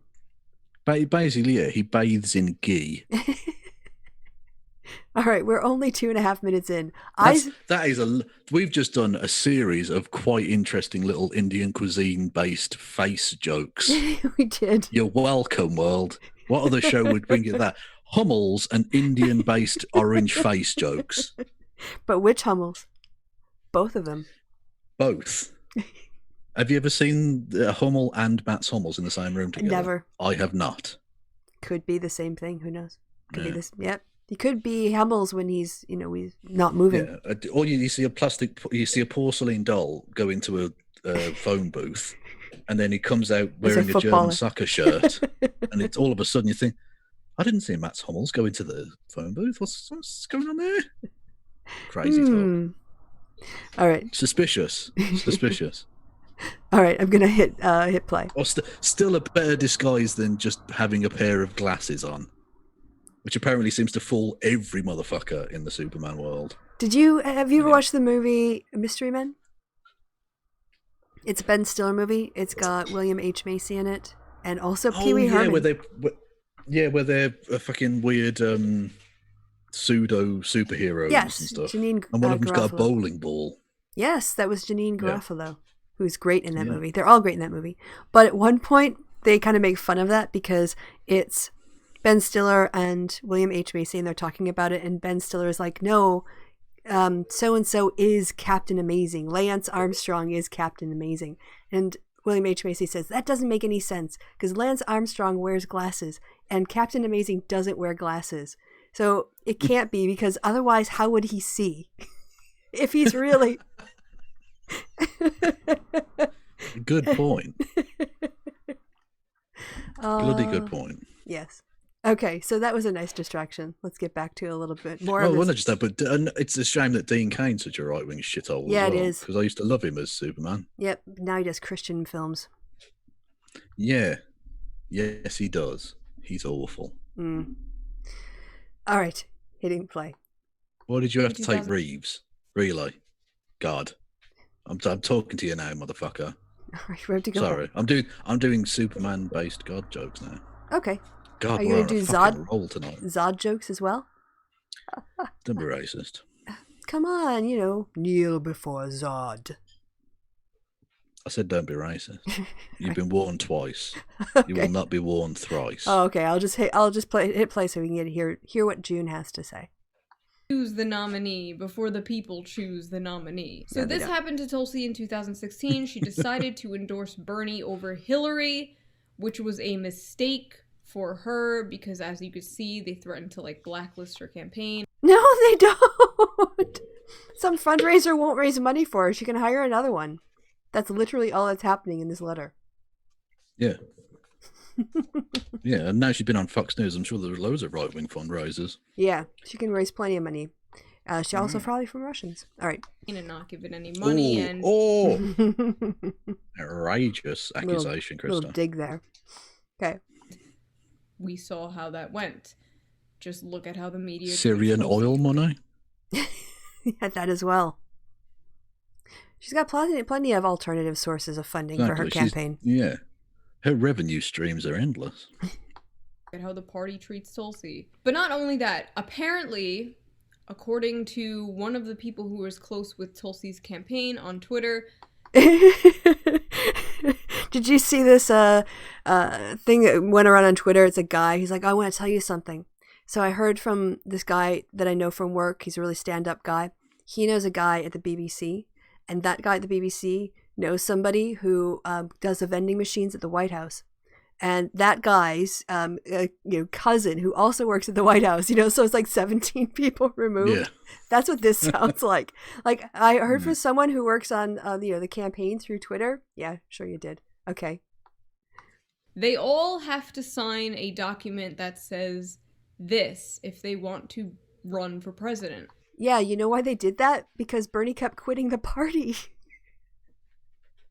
That's why all the candidates who ran had to sign a pledge that they would actually run and govern as a Democrat. That's not just Tulsi. They all had to do that. Yeah, you have to have a semblance of party unity. Yeah, so you can't just kind of jump, joining and quitting and joining and quitting. You got to join, you got to stay. That was the point of it. Yeah. So Actually, all the candidates who ran, including Bloomberg, signed that piece of paper. June should read more. I, Tulsi She doesn't seem Gabbard, to like reading. No. Here. a candidate for the office of the President of the United States, swear that I will support and defend the Constitution, blah, blah, blah. I swear that I will fully support the Democratic nominee for president, whoever that shall be. Should we just, do people need me to... So I don't know if this is a new thing they added. Yes, June, why don't you look these things up? Why don't you look these things? Thing. Why look things up when you can just speak? Well, I just wonder. Democratic, we call it pledge, I think. Yep, Democratic pledge. That should probably be enough. Yeah, here we go. 2020 presidential sign loyalty oath pledge. This was the 1st of May last year. Yeah, actually, December 16th of 2019. It was updated, but it was originally dated that way. Yep. I think that probably was, at the time of publishing, 12 out of the 20 declared Democratic candidates have signed on. Signatories agree to respect other candidates, rally behind the winner. And I put myself at the disposal of the campaign for the primary. All of the top polling candidates have signed, except for Biden. Obviously, he probably signed. And Sanders signs loyalty pledge for 2020 bid. Joe Biden does it. Yeah. That was one of the things that they changed. They all did it. Yeah. They all did it. It wasn't just Tulsi. June, look things up on the internet. You work on it. Including Papa Sanders. Yes. See, again, when you get, just hang on, scroll back up slightly. Yeah, okay. Just to confirm the thing we were saying earlier, go to the, hang on, the story? Scroll down slightly. Oh, okay. No, there was a list of videos. Oh, right. There we go, right. So even days later, a week later, in fact, the video, when you type in Democratic Pledge, the only thing that's there from that debate was Biden commits to having a woman as vice president. A week later. Oh, because of the pledge. Right. Well, I guess you just but the point being is that's the top rated thing that gets remembered from that debate, which was the point we were making earlier. Oh, yeah, okay, sorry. A week later, it's still there. It still comes up in the Google search a week later. Yeah, Biden checkmated that debate with that one line. Yeah. It was over. So actually, yeah, so I think it would do party pledge. Would make it even easier. Party, that's close enough. So, but yeah, we've already established. All of them did it. So, and that was a new thing. You could have looked that up on Wikipedia. Instead, she's like, oh, I don't know. Why look up facts when I can just have conspiracies? All right, we ready to keep going? Yes. Okay. Because of what happened with her in 2016. No. She signed it. And I'm sure everybody else did too. Now, knowing that they picked the nominee behind the scenes, and knowing that they all signed this shit, I'm sorry about my screen. What are you talking about, knowing that? If they knew that, if Bernie Sanders already knew they picked the thing behind the scenes, why the fuck would he sign this? Yeah. Why would he run? He doesn't need this shit. He's an old man. If he was aware, as all of his supporters seem to think, that it's chosen behind closed doors, it's all smoke and mirrors and blah, blah, blah, why the fuck would he bother running? Yep. Do you think he likes getting out of bed and doing 20-hour days, traveling across the country, talking to pricks? No. He probably doesn't particularly, but that's actually campaigning, June. Right? It's the stupidity of it. Also, if Bernie was in the lead right now, do you think she'd be taking this pledge and waving it in front of every Democrat who hadn't supported Bernie yet? They already, they were. When Sanders was the front runner, right? He'd won like the first or two of the first three or something, and they had one of those debates. And they would say, vote blue no matter who. You've got to vote blue no matter who, when he was leading. Yep.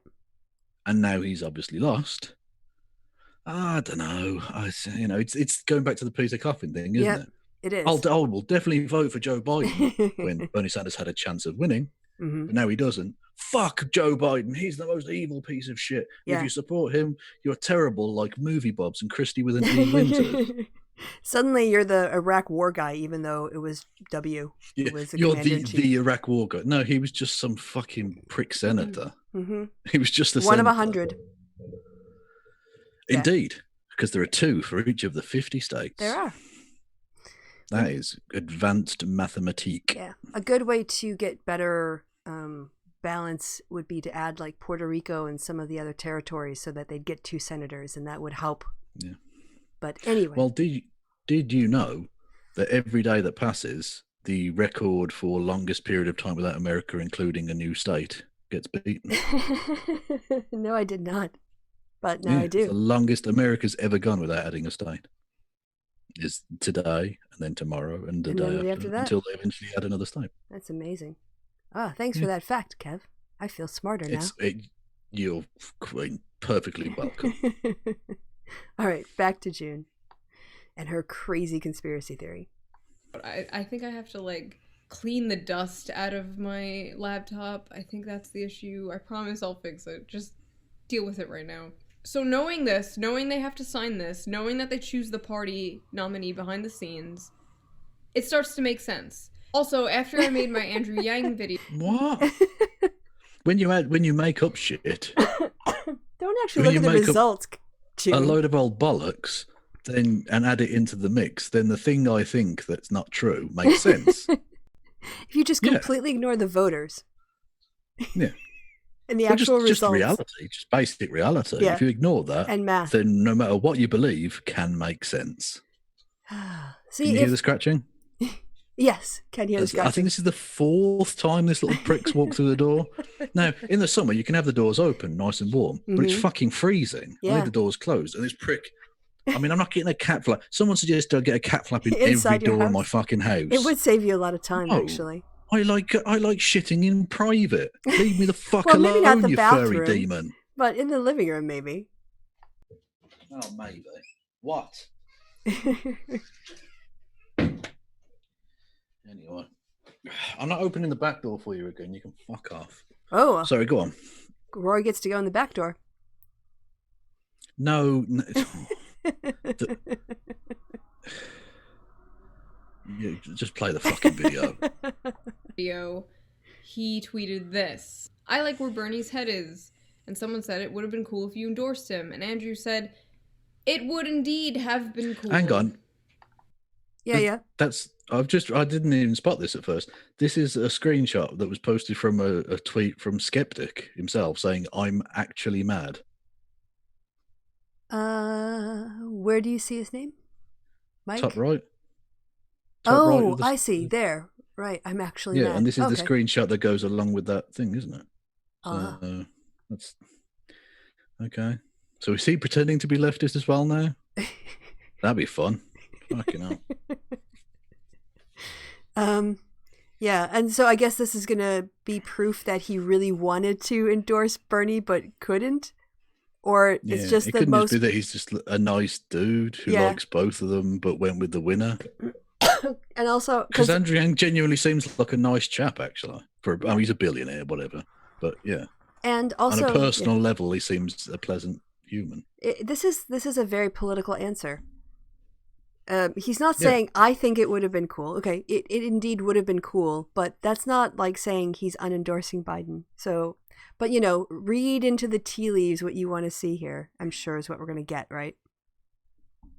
Yeah. Okay. Well, she already did it in the Andrew Yang conspiracy video, where this and a couple of other tweets where he was like, yeah, I like Bernie. Bernie's cool. So it must be. She read as, say he's big, strong-armed in supporting Biden. He really wants to support Sanders. Well, maybe in his heart of hearts, maybe he probably would prefer Sanders over Biden. But he's also sensible and knows that Biden's going to fucking win. As indeed, imagine being too stupid for Tulsi Gabbard. You're too politically inept for Tulsi, I vote present Gabbard. Oh my gosh, we're only halfway through. Okay, we need to get through this. We're already been on air for an hour and a half. Although we haven't been doing this the whole time, but this just feels like it's been going on you fucking forever. rushing off to? You can't leave your house. Where are you going? That's true. I bed at some point. I do have to get up. Nah. Bed is for quitters. Okay? You just work all night. Stay awake forever. Yeah, I'll sleep later, another time. All right, hitting play. Exactly. I will never sleep because sleep is for the weak. That's a line from a song. Which song? I can't remember. It was an old fucking, I don't even know, post-hardcore, whatever the fuck it was, type of song. Anyway. Okay. All right, hitting play.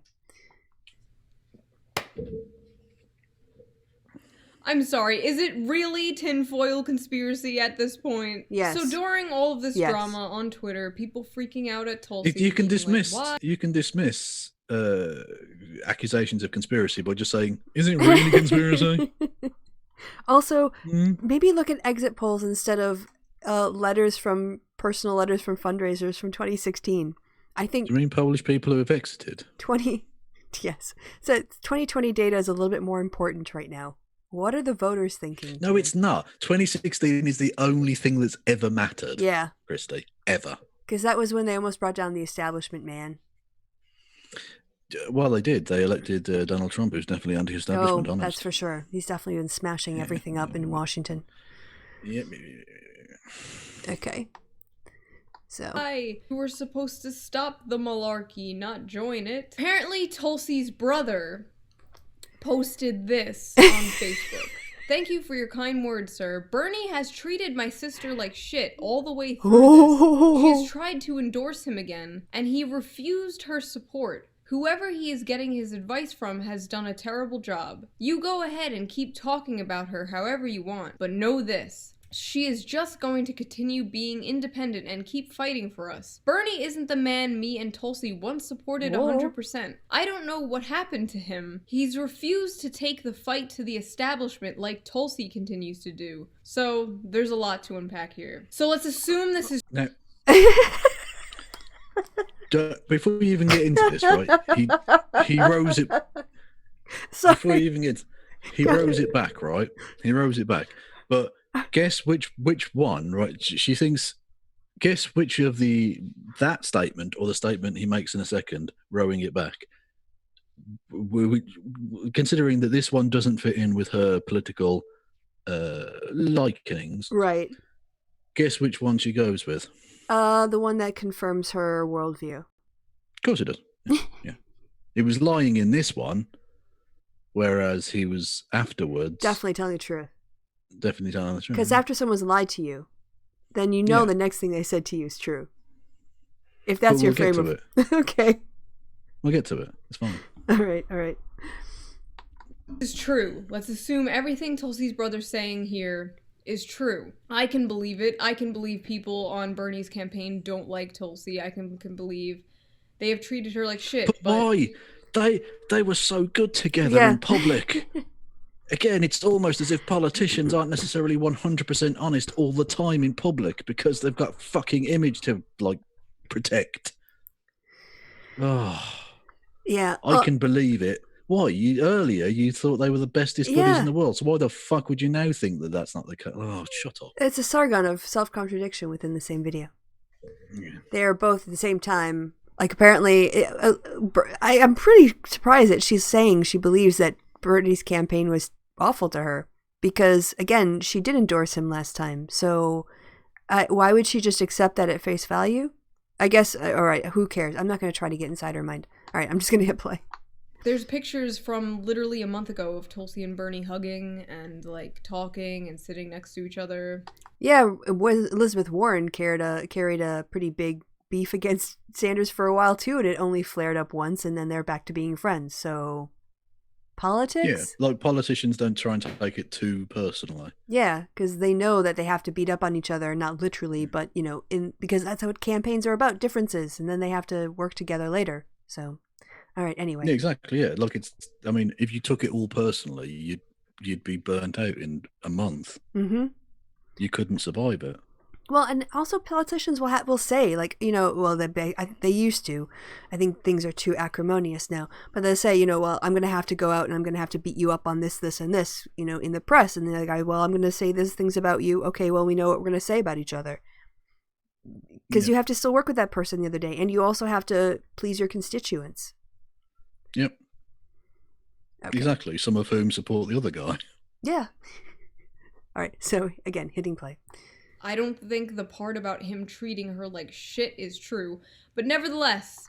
Wait, so some of it's done terrible, the campaign is it? Okay, I'm not even going to try. I'm just going to I can believe that his campaign is acting shitty towards Tulsi. And I can believe that he gets terrible advice from his campaign. He refused to take the fight to the establishment like Tulsi continues to do.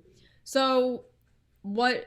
She's endorsing Joe Biden. That makes no fucking sense. You can't fight the establishment and then, like, before the other anti-establishment candidate drops out, support the establishment one over him. That doesn't make any sense. I do agree. If you just assume Biden's going to be the nominee because he has a plurality of the votes, then she's doing what she said she would do in her pledge. Yeah. Yeah. I mean, it's just because he hasn't dropped out. Really, it's a moot point. Yeah. He should have dropped out. It would be the sensible and, given the current situation, right, reasonable thing to do. Yeah. But the fact that he hasn't is fucking irrelevant. Any sensible person can see the writing on the wall. Yeah. They're not going to get behind the guy who's about to drop out. Yeah. Politics. Exactly, yeah. Okay. But for June, just can't compute. I don't understand. I don't understand. Make it make sense. That Bernie hasn't really fought as hard as he could fight. He does fight hard, but, being like, Joe's my friend Joe. Bernie Sanders stopped being nice challenge. So let's pretend this is true. It doesn't excuse her endorsing Joe Biden. No matter how shitty you treat someone, yeah, it's never enough of a reason for you to not actually, want to get behind the person who's shitting on you. It's irrelevant if Bernie Sanders went round to Tulsi Gabbard's house and murdered her pets. She should definitely still vote for him and tell people. Because he's not Joe Biden. He's the only alternative. Joe Biden's the new Hillary Clinton. Yes. These people made a lot of money in 2016 playing this game. And they want the exact same thing because it's a well-trodden path. And it's a very lucrative one. Yes. So just replace Joe Biden with, Hillary Clinton with Joe Biden. Bish bash bosh. Patreon dosh. Yeah. That was very good. Did you make that up? That was very good. That was that came to me in a moment of inspiration. Very, very I'm a nice. genius. Yeah, I liked that a lot. That tickled my linguistic funny bone. Thank you. Okay. I'm glad. But yeah, the problem is now that the race is basically going to is over in March, and they're not going to be able to drag this out to the summer like they did in 2016. It's going to be really interesting to see what content ends up on the Brainlet channel as the weeks go by. I'm sure it'll be brilliant analysis of fine literature. It'll probably just be Biden bashing because she's so left. Yeah. Or more conspiracy theories about him being dead. Yes. All right, I'm going to hit play. I'm sorry, it doesn't. If you're somebody who cares about policy and the country, none of this is an excuse, even if it were true. But let's get to that. So it doesn't matter how terrible you are treated, you still have to sacrifice yourself on the altar of June's ideological preferences. Yes. The political analysis of a 12-year-old. Yes, pretty much. No, it has to be my way. You have to put up with everything because I'm right. Oh, God. Tulsi's brother quickly deleted those posts. So that should be hint number 1 that this might be bullshit. But then he straight up confirmed that he hasn't been involved in Tulsi's campaign. Yeah, so why did you show us this stuff in the beginning? Yeah. What? I don't know. Someone says something in the heat of the moment, they retract it, and they actually discredit themselves as a source. And June's like, let's assume everything in this is true, so I can shit on Tulsi Gabbard, saying that she should stay in abusive relationships, basically, political relationships, because Bernie. Yeah, and not just that, but she's going to agree with this one now, because this one suits her. Yeah. And can we think possibly of a scenario where the first one might be true and this one might be not necessarily true?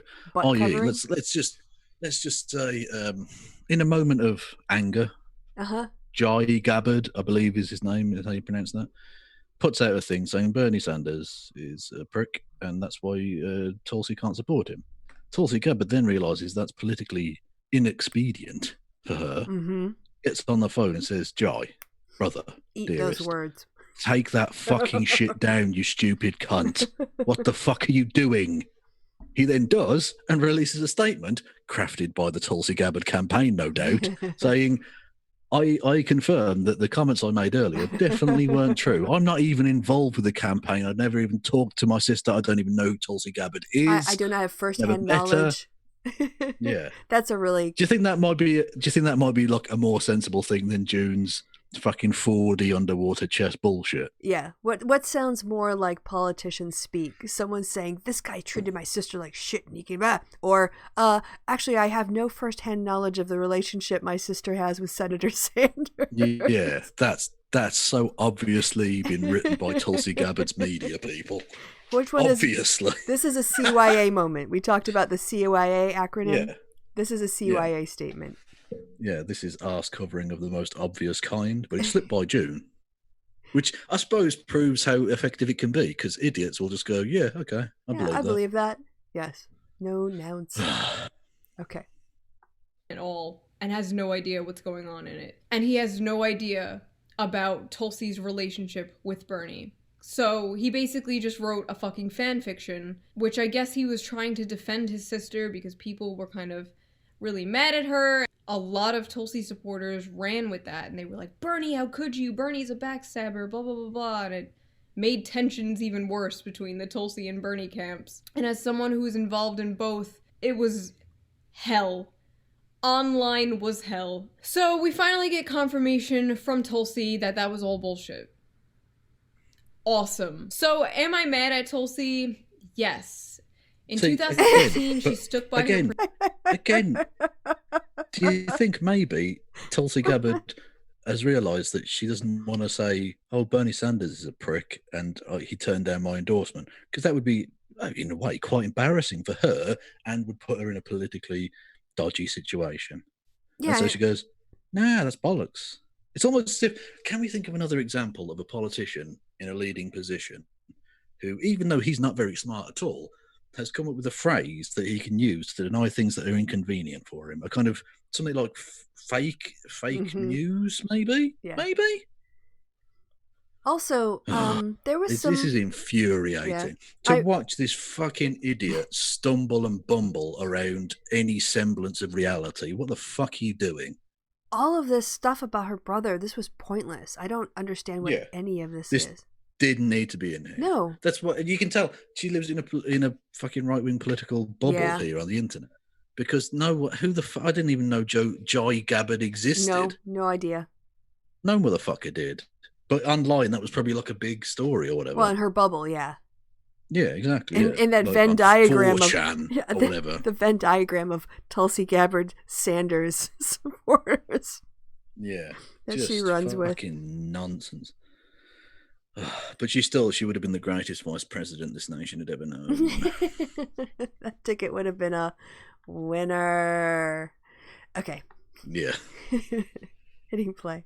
Principles, and she endorsed Bernie even though the nominee was Hillary. Part of me believes she talked to Bernie about this, and Bernie was like... So now she's just going to make up a conversation she thinks happened? Yeah, this conversation that she's about to relay here is entirely in her own head. We do that with the lime green dildo bit, but it's a bit. Yeah, exactly, yeah. Yeah, it's a bit. We do that knowingly as a comedic piece of nonsense. It's a bit of business, to use the parlance. Whereas June's now going to create her own weird dialogue situation where Tulsi Gabbard and Bernie Sanders are having a nice chit-chat about politics and stuff. There's no evidence that any of this ever took place. Or even all this thing about but she accepts that Jai Gabbard has no idea about the relationship between Tulsi Gabbard and Bernie Sanders, but June thinks that she does know more than Jai Gabbard knows. I just don't... who... Okay. Yeah, the endorsement... all right, I'm just going to hit play. Endorse Biden. When in doubt, hit play. Yes, yes. Do the thing you did in 2016. It's not worth it. get behind the establishment so you have a future in politics. Like, it sucks when these anti-establishment people get behind the establishment. She already has a future in politics as a sidekick for one of the Fox hosts. Yeah, she already said she's not running for Congress again, right? The 21st century version of Alan Combs. Oh, is she going to be the new... right. Well, that would make sense. That's where I think she's pitching herself She as. could land there. I could see that, yeah. But she's not running for Congress again. So, I mean, she might exactly. want to leverage her way out. Office, yeah. She might want to get some things on her way out or not cut off things completely, but... Oh, yeah, not just that, but she's got a long time left in her she could run working again. life. She's probably got, consultancy stuff or campaign thing. She's got experience running a campaign. She can probably find work in that sphere somewhere. Yes. Also, this is an interesting... best not piss off all of the people who might be able to offer you employment in that sphere. Mm-hmm. Yes. Her inability to fathom this is a bit unfathomable, ironically. It is. I'm confused by her confusion. Yes. Okay, we're almost to the end. She's so stupid, she's making me feel stupid. Because I can't work out what the fuck she's even doing now. It's just I feel like I'm spinning around outside, I'm gonna lay anyway, down the let's ground. get back to Shu's entirely cranially contained two-man show between Tulsi Gabbard and Bernie Sanders. They see Trump as the bigger threat, but they feel like they have to get behind Joe, and that's just what's gonna happen. Bernie's gonna do it too. It's gonna suck. All of them get behind Joe fucking Biden. If I lived in a swing state, I would vote for Joe Biden just because we can't risk the Supreme Court being full of the judges that Trump is gonna appoint. But I can't bring myself to vote for Joe Biden. I'm sorry, Is that the only reason? Sorry, Tulsi. Is that literally the only reason she can think of? The Supreme Court, which is also a Trump talking point. Okay. So she's basically, even though she's been telling everybody else to vote for Bernie if he was going to be the nominee, she's not going to vote for the nominee because apparently she doesn't think her. Well, she was doing the vote blue no matter who when Bernie was in the lead. Yeah.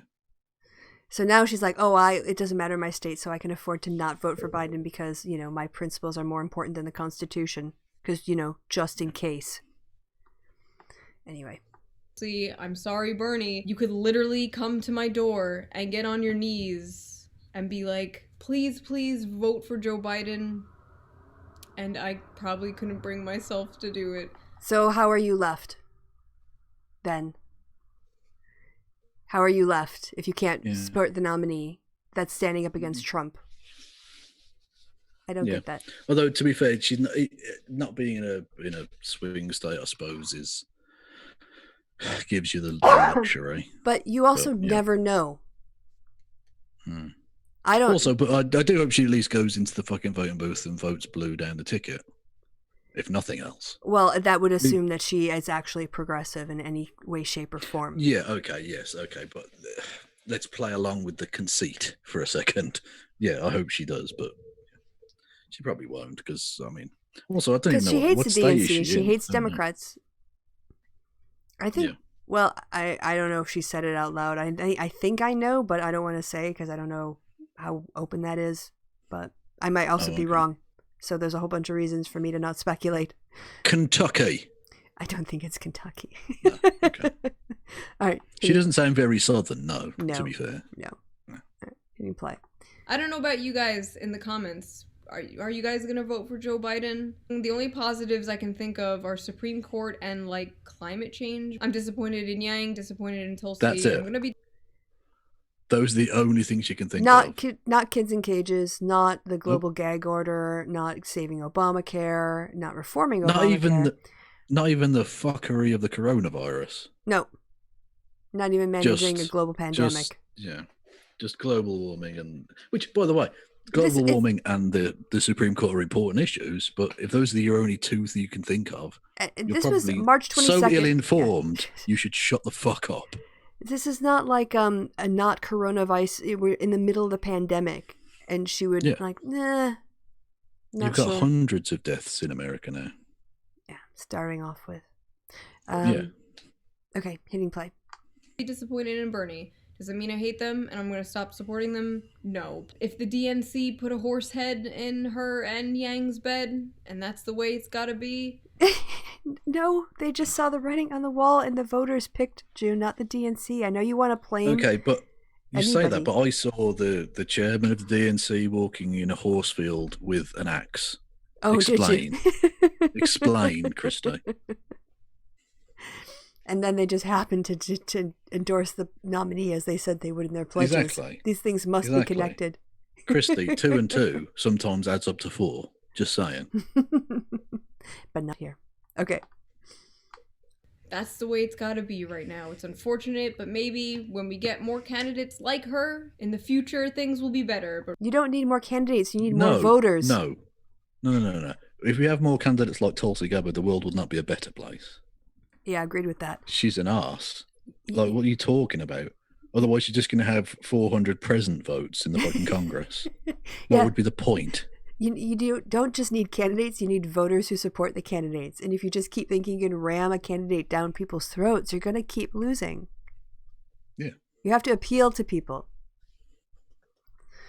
And that's why I'm in political science and non-politics, because I don't want to have to pander to people.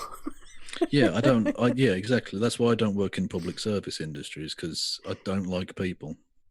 Well, I don't necessarily mind people. I don't want to deal with them. But there are just, like, if I don't want to have to deal with people in my life, I don't have to.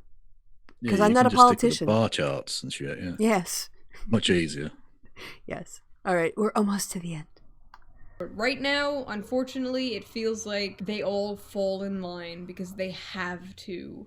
And it's so painful. Electoral politics is just... Oh, God. Beating Trump is not important enough to her. She's a child. Yeah. They all have to fall in line because they have to. Why do we have to do things that we don't like doing? It's Why can't like my that's team exactly win? what real life is. Yeah. Yes. Sometimes you have to do things you don't like. Politics is about compromise mostly. It's not getting what you want 100% of the time, or even getting 100% of what you wanted 1% of the time. Yeah, you're never ever going to get exactly what you wanted in virtually any situation ever. No. Even regardless of democratic politics, life doesn't work out that way. Mm-mm. You have to think, what can I reasonably put up with? Therefore, I set my benchmark much higher than that, and maybe I'll get somewhere closer to the benchmark, but certainly above the bare minimum I think is acceptable. And also just the sheer egoism of it. I don't get what I want, and therefore that's the most important thing to me. I'm not going to think about the Constitution or people's rights or racial justice or immigration reform or protecting DACA kids or anything else that is important to other people. I don't get what I want, therefore I quit. Well, that's the core of the burn it down selfishness. I'm just saying, I didn't get exactly what I want, so fuck it. I don't care if America descends into a fascist autocracy. Pretty much. You're not only are you not an ally to these people, you're an active threat to them. Yeah, and what is the Supreme Court thing about? I don't get why randomly she would care about the composition of the Supreme Court. She really cares.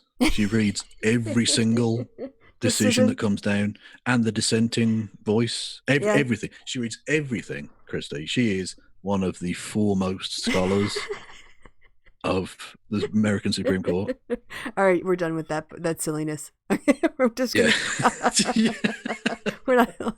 That's so clearly. All right, I'm just gonna hit play. And we're gonna get through the last 40 seconds. Painful. I wish I can go back to not caring. That was fun. Those times were fun when I didn't care and I didn't understand anything. Oh, June, you're still in those times. Girl, you are still in the times of not understanding. Believe me. Yeah, also, is she then saying that in 2016 she didn't understand? Yes, yeah, she is. She didn't care? In which case, what were you doing attack ads? Yep. With a fascist? Yep. Good question. Not very responsible. No, not very grown up. And much now, but you know what I mean. I was just happier. So I hope all of you guys are healthy. Yeah, when Obama was running things, it wasn't perfect, but you could focus on things like ponying feminists because the federal government wasn't collapsing around us. And now it is. Yeah. Exactly. Yeah. 4chan had not taken over the White House. Not at that so point. you could attack the president for wearing a tan suit. Yes. Or enjoying French mustard on his hot dog. Or whatever. Some bullshit like that. Yep. Rather than impeachable scandalous. offense after impeachable offense after impeachable offense. And how many times does she even mention Trump in this video? She virtually never mentions him. Because, I mean, I don't think she necessarily likes Trump particularly. No. But she knows her fans are Yes. probably, a fair chunk of them are at the very least sympathetic, if not actively supporting of him. So she knows which side her bread is buttered, to use the British phrase. Basically, she knows where she earns her money. Yep.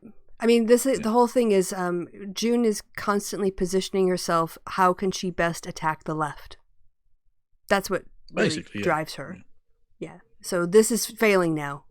The whole Bernie thing, she's going to have to figure out a new way to attack the left from a different position, like anti-feminist from the left. Or to be fair, I think, and it's similar to how Alex Jones, although he supported Donald Trump, he didn't actually want Donald Trump to win.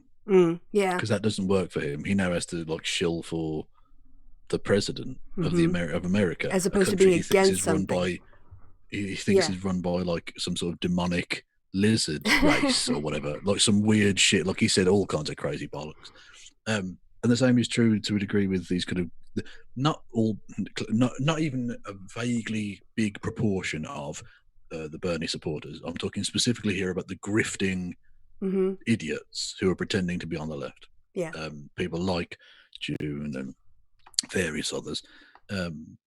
They don't want Bernie to actually win because that would be terrible. Then they'd have to agree with things that they don't like. They'd then be the establishment when they've set themselves up strictly as anti-establishment. Correct. Yeah. Because governing's difficult, and accepting those compromises that you don't like is not cool. Because there are going to be articles or amendments made to bills that your president is going to have to sign that you think are fucking horrible. Yep.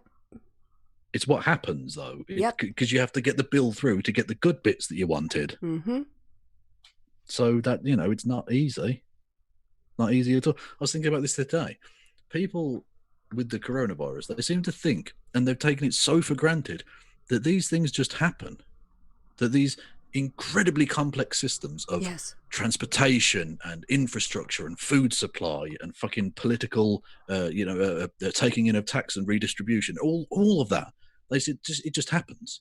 No, they're phenomenally complex systems that take fucking millions of people in a big nation like Britain or America or whatever. Millions of people are employed in those things specifically to make sure that they actually fucking happen. It's really, really complicated shit. Now, that doesn't mean I'm entirely sympathetic with the way the British government or the American government are acting, because there's a difference between governing well, which is difficult, and governing competently, which isn't. Yes. And they're not acting competently, which is unforgivable.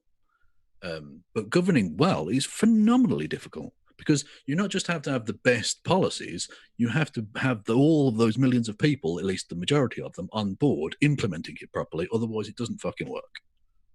It's really phenomenally difficult. Yep. Anyway, but these fucking complacent idiots, that's, unfortunately, the opulence of the West leads to that kind of complacency, where we've not seen the kinds of restrictions that are being placed on societies now we haven't seen here for 100 years or more. Yeah. No one alive so has a clue what to do right now, because we haven't had any experience of this. Yeah, we've never seen empty shells before. Nope. Whereas people starved to death. Well, I mean, for the vast majority of human history. At Christmas, when it's Black Friday sales, maybe you see a shelf at Best Buy go empty. But you don't walk into a grocery store and not see any bread. Yeah, exactly. Or pasta. The idea that you walk into a shop and they haven't got any toilet paper left. What? The fuck are you talking about? You're a shop. But that's what happens. These systems are incredibly complex. Oh, and I saw... And I don't want to hear any motherfucker in the world ever again tell me that grocery store workers aren't worth $15 an hour. I'd never want to hear that again. Because they're essential. We've seen how fucking essential they are. Their worth to society is in times like this immeasurable. Those people going into those shops, working for fucking minimum wage often, or in countries that don't have a minimum wage, God knows what they're earning, exposing themselves to members of the public and the inherent risks that come along with that in this kind of situation. Those people are fucking heroes. Yeah, thank them for their service, like you would the military who bailed you out, if you had a flood in your house or something. Yeah. They're there so that you can go to your house. You don't have to grow food in a field. Just to feed yourself. Exactly, yeah.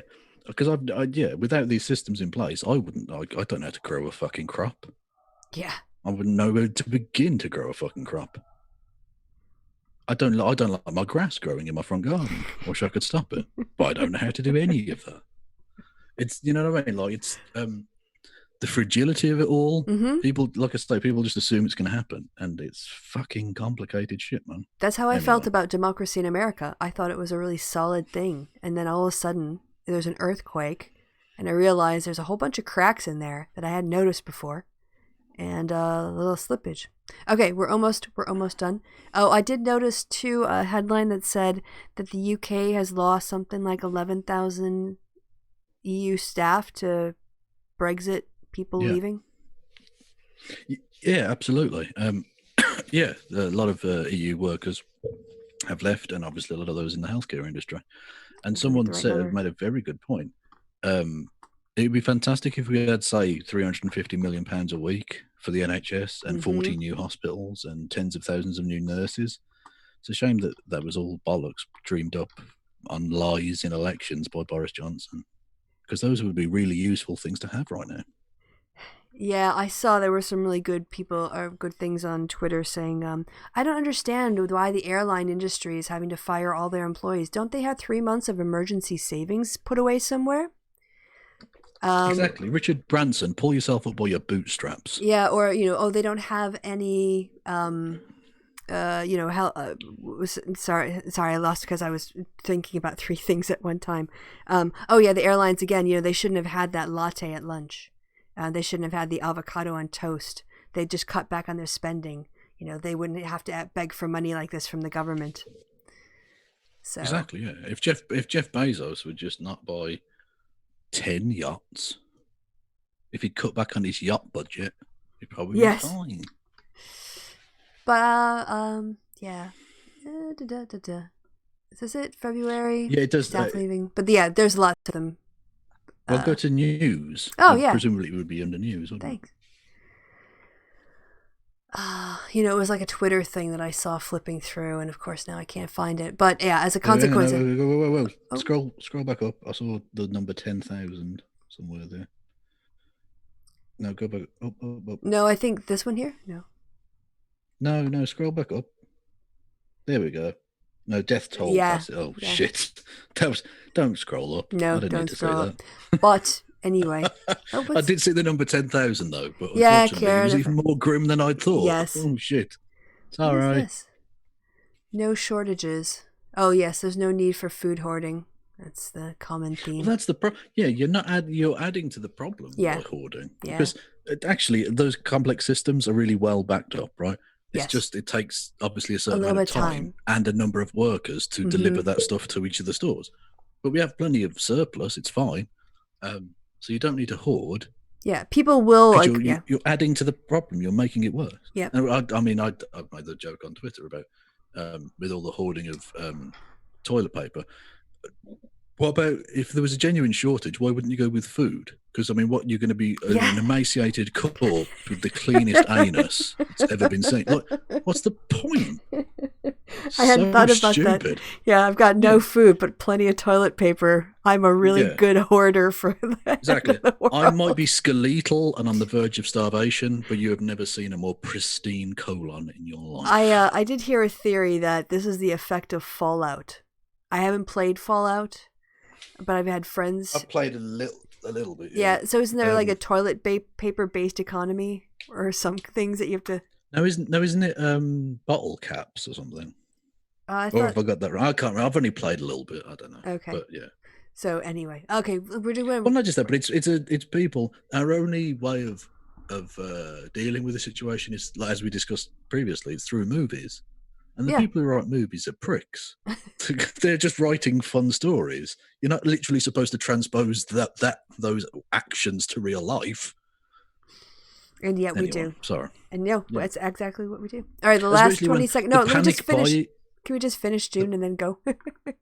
Panic buying? Okay. I want to get her off the screen. And happy. How do you guys feel about this? How do you guys feel about Tulsi supporting Biden? Do you guys have any theories behind it? Do you guys think that she just did it because Joe's going to be the nominee? And she's looking for content. Give me more conspiracy theories. Conspiracy is true, and they have to support the party's nominee.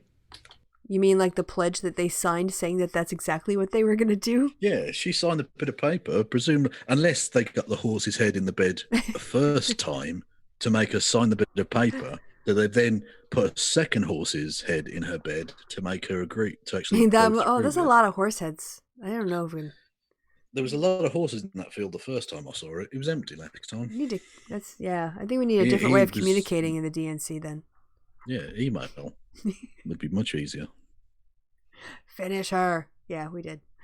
Oh wow. I feel like I've lost facts as a consequence of listening to that. Watching. That's why I thought it would be fun to do, because you're too clever. So I need to make you stupid again. Well, continue otherwise exposure I to sound. Yeah, the difference between me and you needs to shrink a little bit. So I need to make you stupider because I'm never getting cleverer. It's too late for me now. Well, anyway, that'll work. Yeah. Oh, man. So what have you got coming up on your channel, Kristi? More of this, probably. Someone on Twitter was like, wow, we're getting a lot of happy hours. This is a positive silver lining. There's only so much you can wank in a day. You need to have a few hours to... I sent you that tweet that I couldn't tweet refill. Out. So you want to describe do you remember the tweet that I sent you about the guy who's like me to my dick for the third time today? Yeah, beating it senseless. Well, it's just, the word wanking, and not just that, hashtag wanking was trending on Twitter last night. So I thought it's going well. Britain's dealing with this exactly as I expected them to. I did see a tweet, like a picture meme saying, please use contraception. I can't afford to go to 27 baby showers in December. It's true. Yeah. Not just that, but we don't need another baby boomer generation. Oh, for the love of God. There's going to be the Corona generation, maybe, I think. Yeah. There's a lot of people with a lot of time on their hands for the next couple of weeks. Yeah, I was telling my dad, I was talking to my dad earlier today, and he was saying something about, when they lift this in next week or so. I'm like, Dad, this is going to happen till April. This might happen till May. He's like, really? I'm like, yeah. You got to rethink the time scale on this. This is bad. Yeah, they've already cancelled, postponed the European Championships, the soccer. Yeah, till next year. Till next year. Yeah. So we're going to have repeat years of European Championships and World Cup, which is good, but it just means that we're going to have to put with nothing now. Like I'm jonesing for some sport, man. What do they even have on ESPN these days? I haven't watched it in ages. I've been working on videos and stuff, just trying to keep myself occupied. Yeah, fair enough. I'd find myself commentating on Rory Cats. Desperate for anything. Just as he goes through the house, how he's stalking his prey. Yeah, exactly. That is absolutely superb footwork on the stairs. Absolutely wonderful work. All right, so what do you got coming up on your channel? Well, on my main channel, fuck all till May. It's got, in many respects, it's like the coronavirus. Mm-hmm. But in many respects, also, it hasn't killed anyone, so it's nothing like that, Kevin. That's really insensitive to say. I'm just going to skip over that. What's going to happen on your history channel? On my backup channel, I've got a video coming out soon with the vocal stylings of Steve Shives to aid. He's been doing some voiceover stuff for her. I told you about that last time, didn't I? I freaked him out because he was watching an episode of this, and I contacted him. That's weird timing. Like I was watching him and waiting for him to press play, and then hey, what you watching, Steve? Slid into his Facebook DMs. Yeah. So I've got that coming up. I don't know, a week or so probably. It'll be a bit longer than the first one. Oh, right. Well, that's what he said. I don't know if that made sense, but on that silliness, whatever that was. Yeah, so this was basically escapism. It's something to talk about that's not the awfulness that's going on in the world. And hope you guys enjoyed the ride and a little bit of the break. And go check out History with Kev if you haven't yet, because there's going to be some content. Yeah. And until next time, I've been Kristi. You guys in the chat have been awesome. People watching in the future have been awesome. And my co-host No, you haven't. He's been very people in the good to the today. people in the future. Brains. Right. It's the only language they know. The zombie apocalypse. All right, goodbye from me and goodbye from Zombie Kev. No, just regular Kev. All right, say goodbye, Kev. Yeah, which is zombie Kev now. Yeah, it is. That is regular Kev. This is the new normal. Say goodbye, Zombie Kev. Goodbye, zombie Kev. Hey, you did the zombie bit. I did the zombie bit, brains.